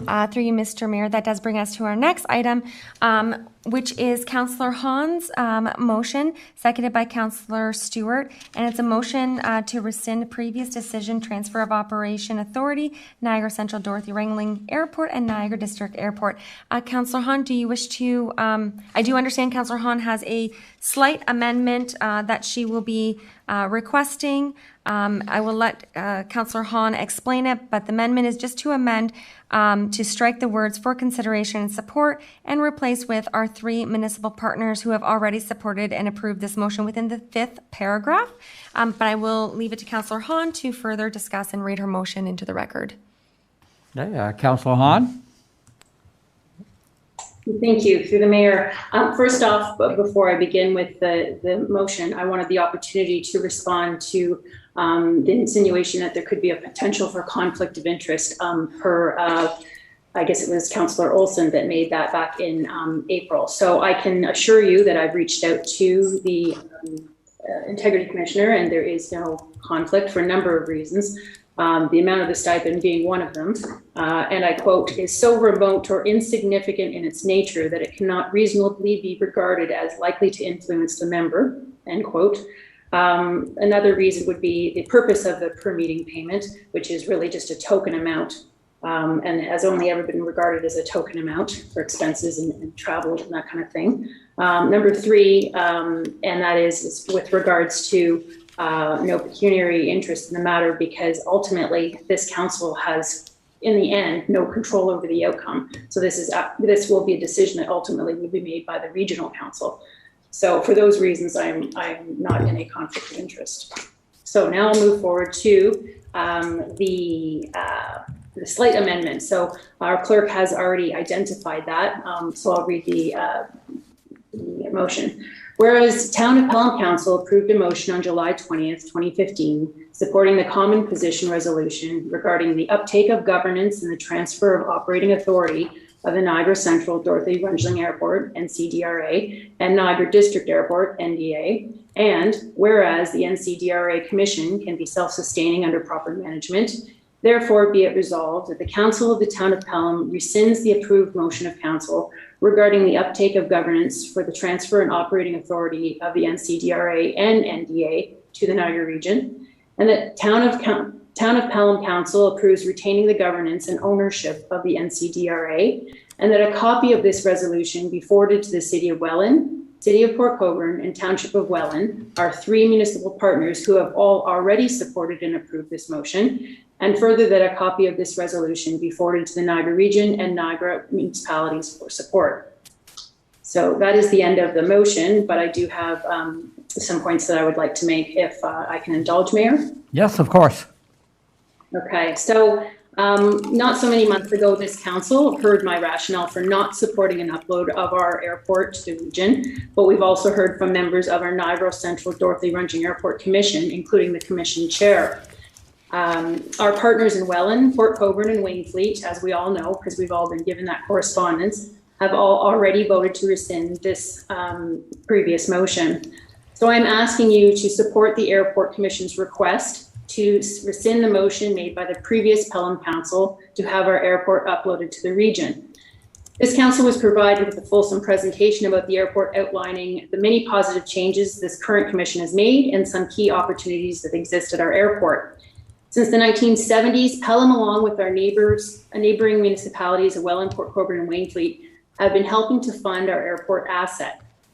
In the past couple years, it has cost the town of Pelham about $27,000 a year for our portion to maintain and operate this valuable asset.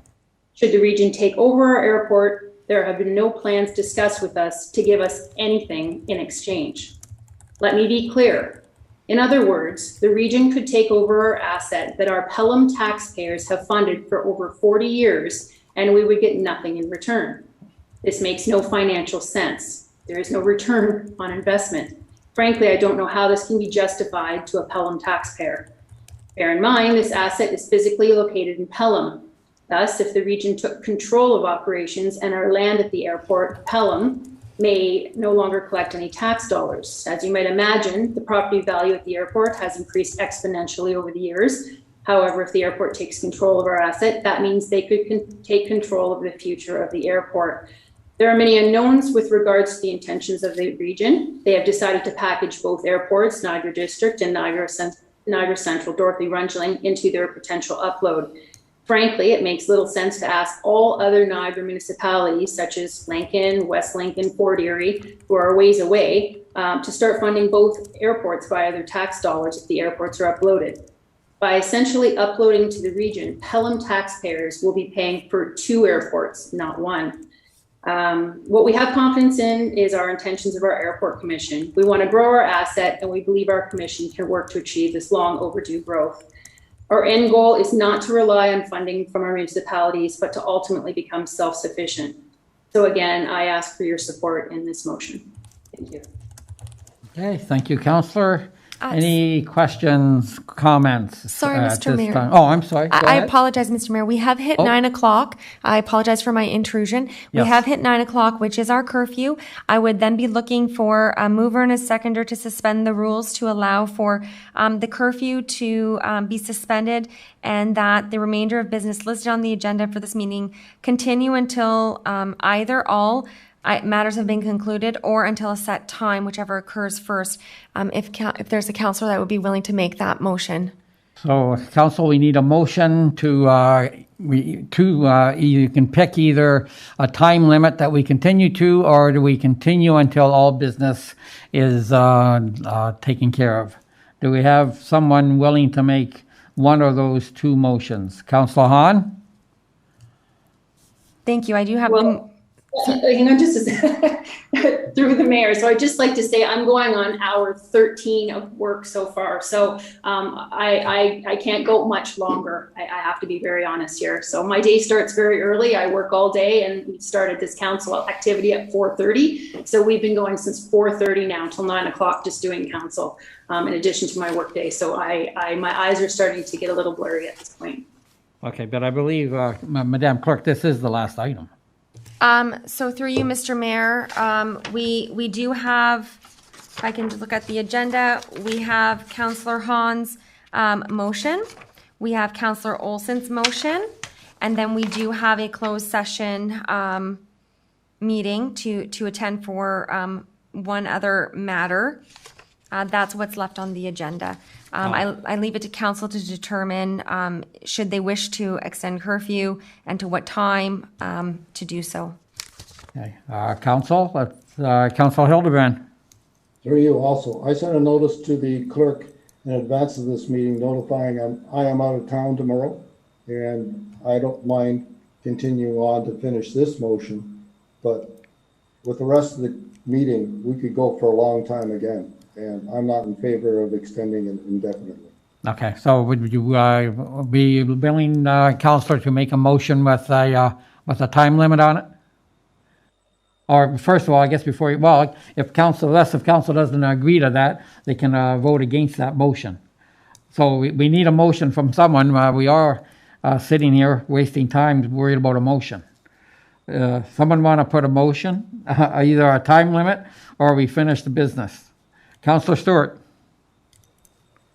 I'd like to put a motion forward that we finish the item that's on the floor and then suspend the rest to the next meeting. Okay, thank you for that, Stewart. Do we have a seconder for that motion?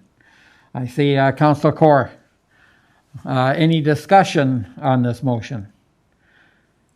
Not seeing Madam Clerk? Through you, Mr. Mayor, I just want to make sure that I have it correct. So council is looking to suspend curfew to conclude the item on the floor being item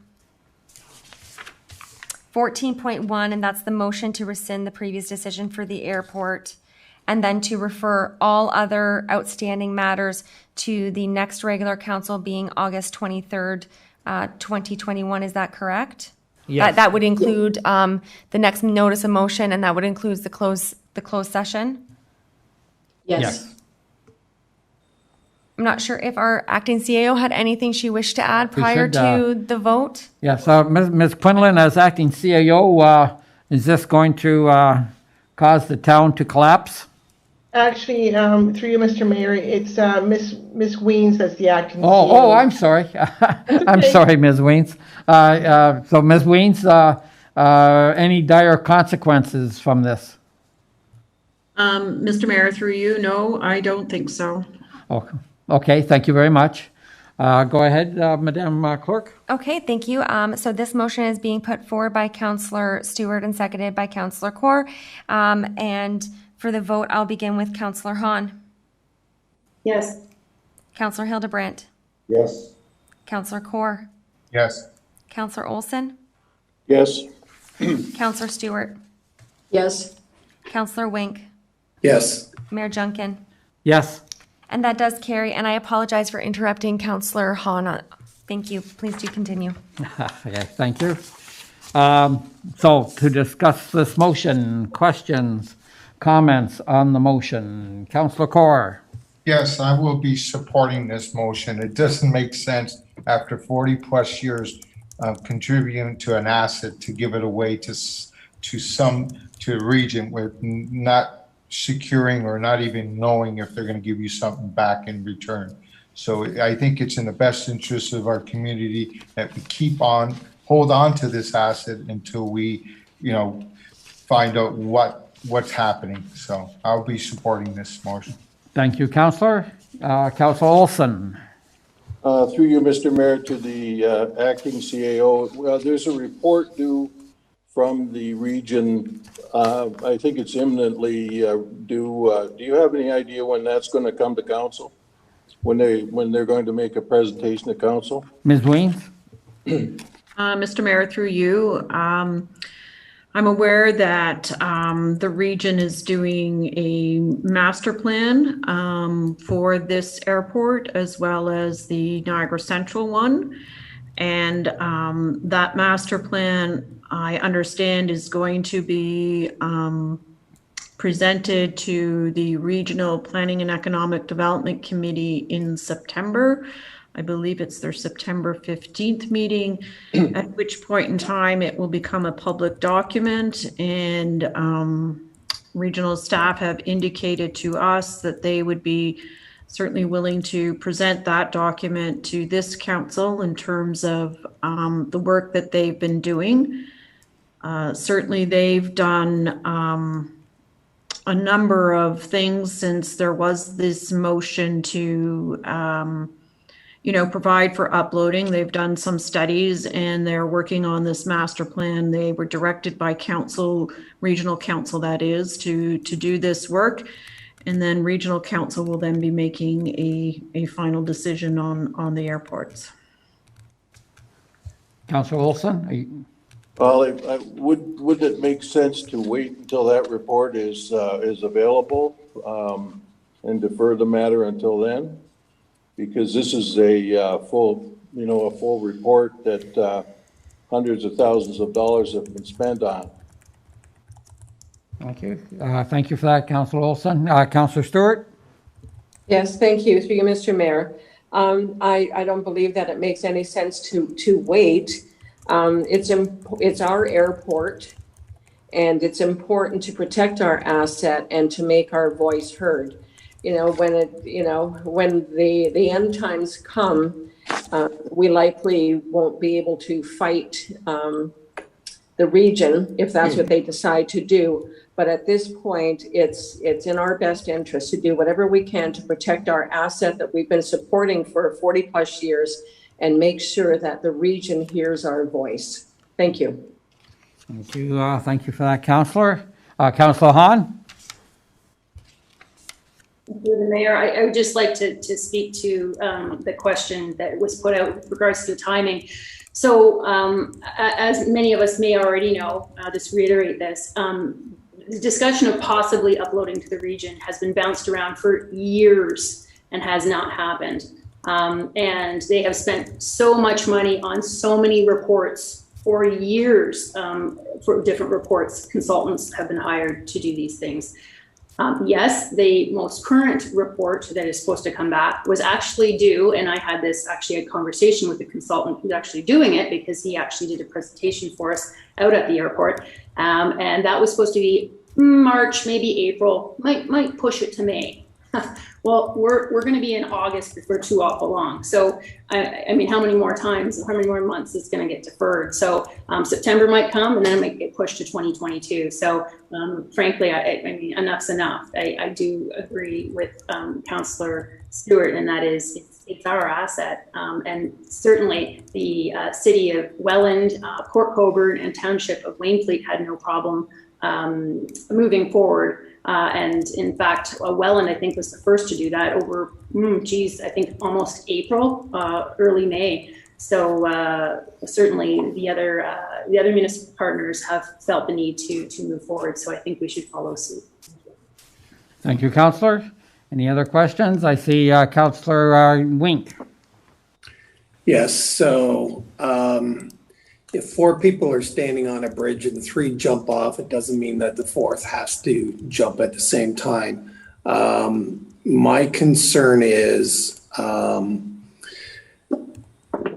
the fact that the Airport Commission hasn't been able to do a lot of funding and servicing of for the airport. So for example, the septic system it's been identified that it's needed replacement for over 10 years, and the commission doesn't have the resources to look at that. And there's a significant number of other improvements that have to be made. At the presentation to this council, it was indicated that there's perhaps a way of creating some additional money without you all know what I'm talking about without saying anything, but I'd like to have a legal opinion whether or not that plan can be executed, because that's what you're hanging your hat on with respect to being able to move forward. All that I'm asking is, let's get our own legal opinion to see if we can go forward with those sales. And then if that's the case, I don't have a problem with this. But if we're stuck and we can't do that going forward, I don't see that this commission has the ability to fund the airport going forward without considerable further investment by the town of Pelham. So I'm just asking for a delay to get that confirmation from our lawyers.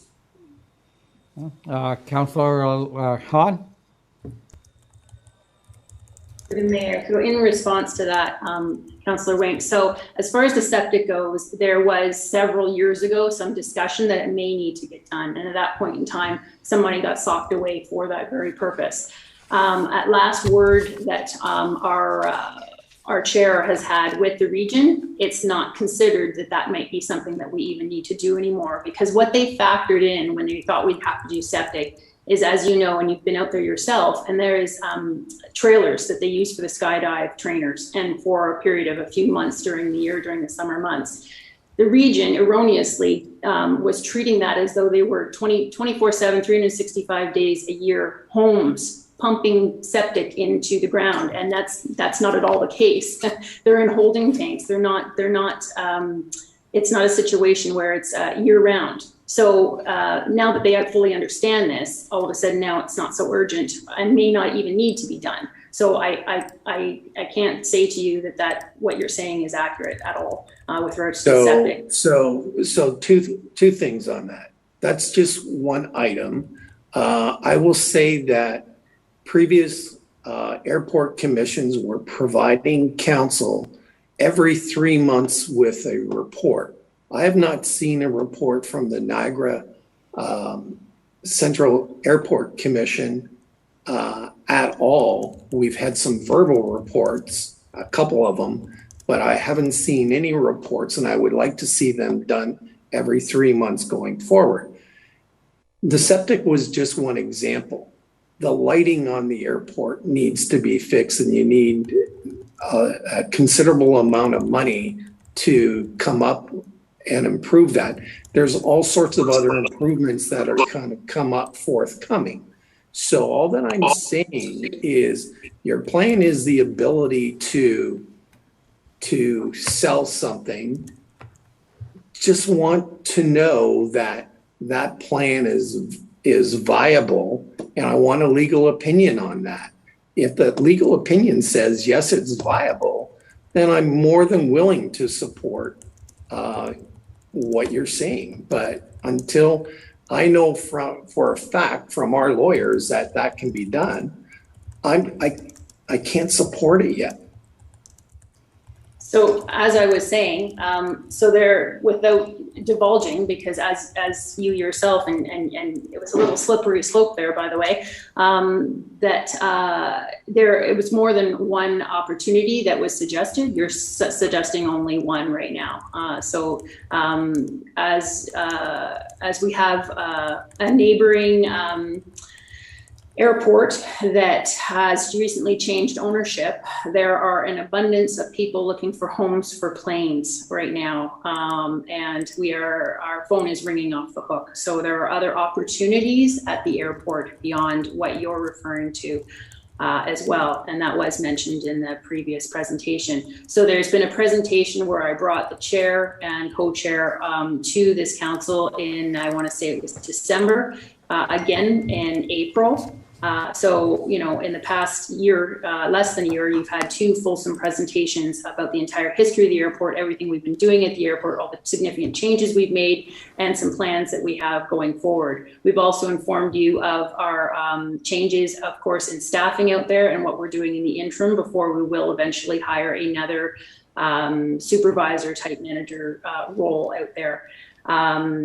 anyhow, I mean, you might as well call the vote when you're ready here, because clearly, you know, we have opposition, and I just don't know how a councillor could look, at a taxpayer in the face and say, you know, thanks for giving us your money for the past 40 years, but I'm comfortable now giving the asset away to someone else and getting nothing in return for the town of Pelham.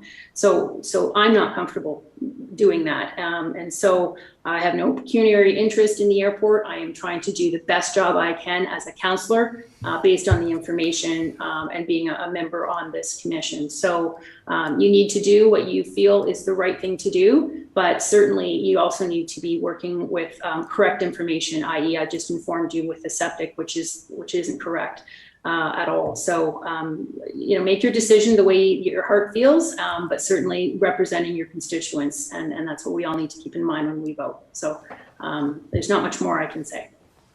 Thank you, Councillor, and we will indeed let Council speak their mind. We are not ready to call the vote yet. We have other people to speak. Councillor Hildebrand. Through you, Mr. Mayor. I'd just like to provide Council with some information that Acceptor Radar provided. Obviously, they're one of the biggest investors in the airport. They've invested over $500,000 at the airport, and they've provided precious hangar space, and in return, they're allowed to do small aircraft for high-tech development after its aviation safety and environmental protection applications. Their biggest concern right now is we have to get this airport governance sorted out. No one's going to invest money in our airport until we get this governance sorted out. Studies have been going on at the airport. I looked it up. There was a Jacobs report done in 2009.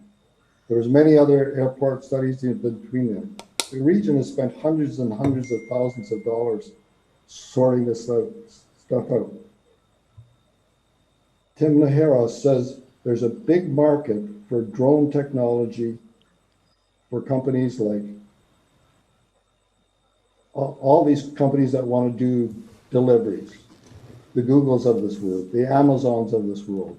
And this is a G-class aerospace that is exactly the kind of aerospace that has a low-cost function for these companies to do it. But until we get this governance sorted out, I'm not convinced that the region is going to sort this governance out this year or even next year, because this thing has never been sorted out since 2009. So I agree with the rest of my councillors that say we need to get it sorted out. We need to get it sorted out now. The residents I've talked to, as far as I'm concerned, they want to maintain this asset. This is an asset, and right now we're not going to give it away for free. So based on that, I'm prepared to vote. Okay, thank you, Councillor. Any other, Councillor Olson?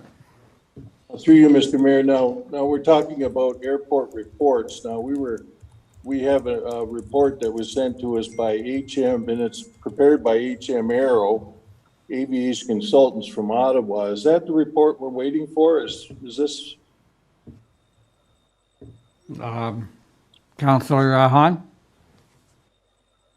Through the mayor, no, you're waiting for a consultant. I think it's actually WSP, if I recall, and I don't have that in front of me, but I'm pretty sure that it is. And so essentially what they've been asked to do is make plans for both airports. So they're doing it for the Niagara District and Niagara Central airports. And irrespective, it's not a plan, it's not a report. And I was distinctly asked this question and was told this. It's not a report that says, yes, we should take over the airport, or no, we shouldn't. That's not what the report is. That's not actually the guidelines that the region was given scope of work. It's actually more of a business plan of such, not a yes, let's take over. If it was just that, I mean, they would have made their decision one way or another by now. So it's actually a business plan. And the beautiful thing about it is, and this is an important takeaway, is we get to keep that plan, these are suggestions by these experts, irregardless. Like if this doesn't get uploaded, then that's great. Thank you very much. We haven't paid for that report per se. I mean, we all have as taxpayers in the region, but we didn't have to pay specifically for this information. So it's a bonus in the end to get our hands on that report. So we're eager to see it as well. And we've provided a lot of input into that report. We made sure that all our, a lot of our pilots, our hangar owners out there participated in the survey that was sent out. We want to make sure it's a very fulsome report, because that report helps to guide us as we move forward. And between their ideas and between ours, we believe we can move the needle. And so that's what we're looking to do. And it's not a, it's like I said, I have no pecuniary interest. So I am just doing what I believe. I'm representing my constituents, and the town of Pelham is to the best of my ability. So take that as you want, but certainly it's a decision that you'll have to make. And again, in the end, ultimately,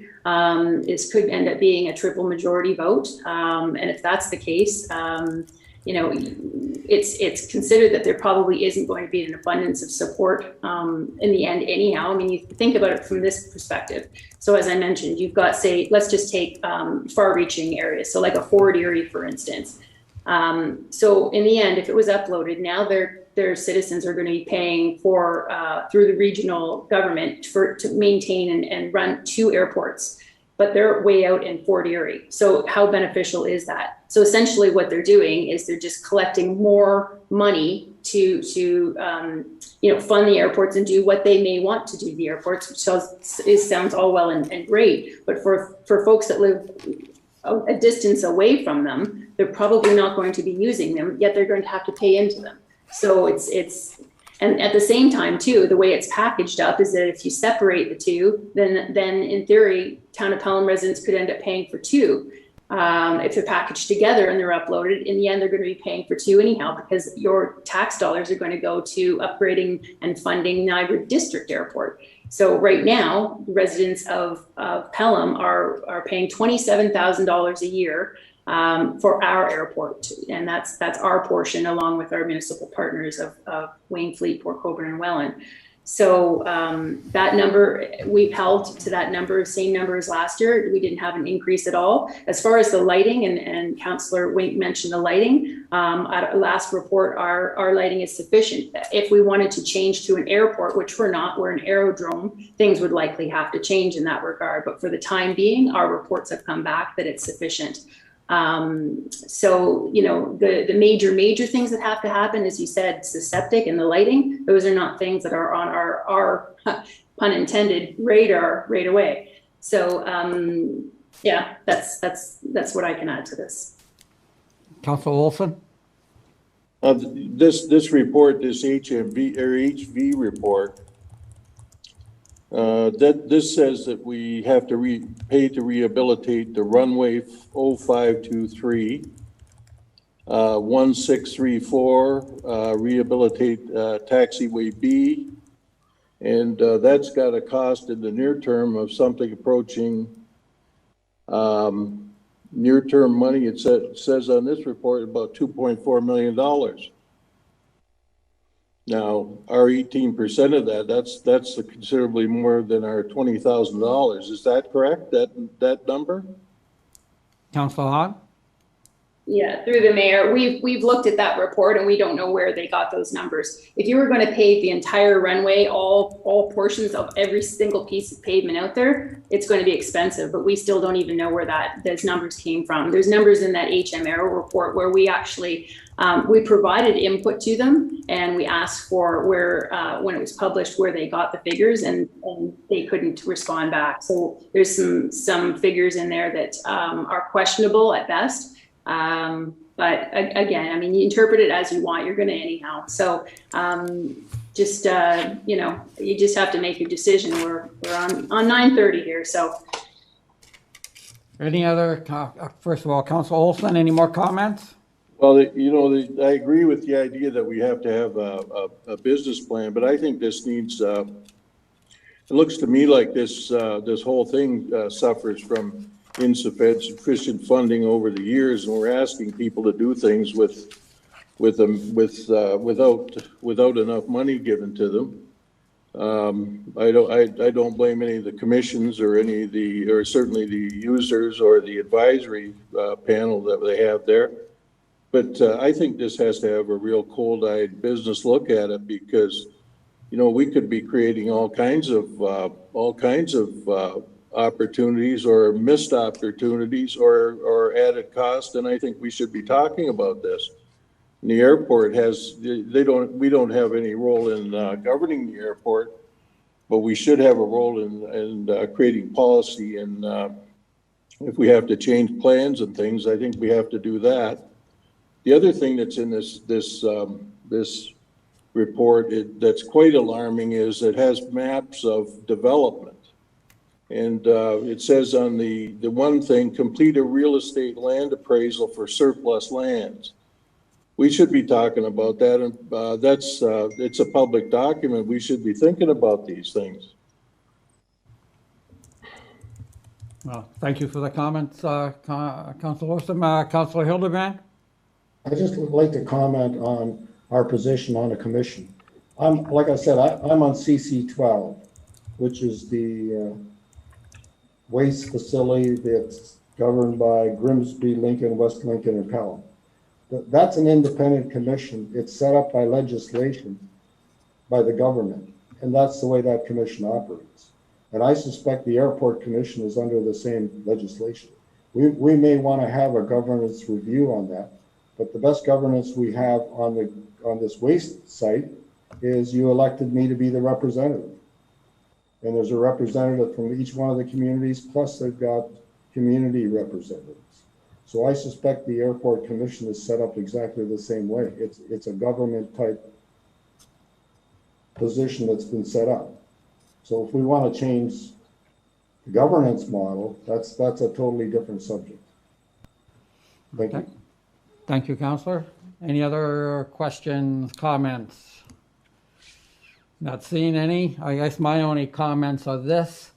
I remember about first time on 2014 when I got elected to council, and over on that chair sitting on the far side of the horseshoe was my good friend Councillor Rybiak, and he was telling me the great things were on the horizon for this airport. It was just around the bend that was going to be booming. It was going to be like a golden jewel for the town. Well, here we are 7 years later. Same thing again, more promises. Whatever, maybe with the closing of an airport, maybe we will come along. I'm not going to hold my breath. I am concerned with that 2.4 million. That's $600,000 that the town of Pelham is going to be on the hook for. There are no small expenses at an airport. That's in the airport. It's a fact. Lisa, correct me if I'm wrong. You guys spent, the commission before you spent $180,000. The guy did a lousy job, and it has to be redone because the gravel is coming up and hitting the propellers. So something is going to have to be done, whether it's 2.4 million, 1.5 million. It's looking you in the face. And I'm not meaning to put you on the spot, but would you comment on that?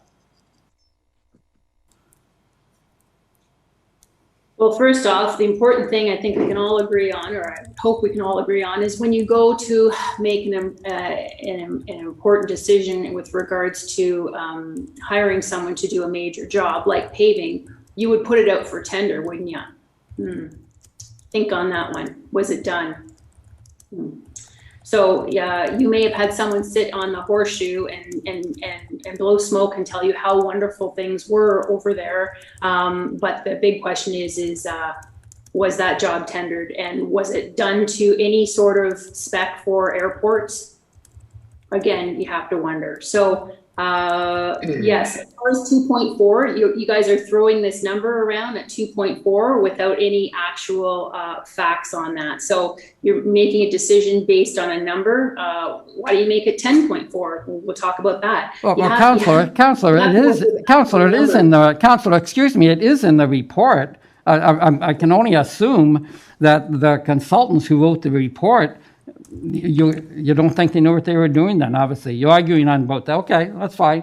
No, I said earlier, if you recall, I said if you paved the entire airport does not require immediate attention. There's certain areas that are worse than others. You think about a runway, which areas on a strip of pavement do you think are most worn?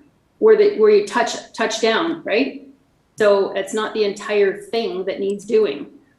But you know what, like I said, you'll have to decide the way you want. And you know, just please ask that if we can get on the show here, it's 9:30 and it's at this point in time that, you know, the night's getting pretty long here. Okay, well, we've all been here since 4:30. Councillor Stewart. Yeah, just a short comment about the runways. You know, if there's a pothole in the road in front of your house, do you dig up the entire 15-mile stretch of road and repave it? No. You do the repairs that need to be done, and you plan for the future for when more work needs to be done. Thank you. Have you been down South Pelham Street lately, Councillor? They're redoing the whole road. Just saying, okay? The whole road from the entire length of road that's in Pelham? They're doing all the South Pelham from downtown, and we're going to end up in the boundary of Welland because we repaired that road for so long, but after a while, you do have to do the whole surface. Anyway, let's... No, I do understand that, but for the time being, as Councillor Hahn has asserted, it doesn't all need to be done at this time where you make plans for the future for a bigger repair. Thank you. Okay, thank you, Councillor. Any other questions, comments? Not seeing any, then we will ask turn to the clerk and have a vote. Thank you, Mr. Mayor. So this is for the motion put forward by Councillor Hahn, seconded by Councillor Stewart. I did not hear any objections to the minor amendment. Therefore, I understand that Council is in agreement to that. And for the vote, I'll start with Councillor Hahn. Yes. Councillor Hildebrandt. Yes. Councillor Kaur. Yes. Councillor Olson. No. Councillor Stewart. Yes, keep our airport. Councillor Wink.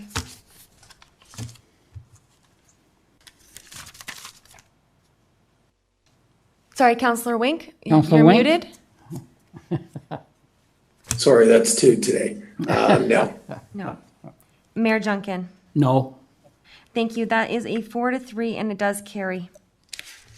Through you, Mr. Mayor, if we can just do the confirming bylaw and the adjournment, then we would be able to conclude the meeting as council wishes.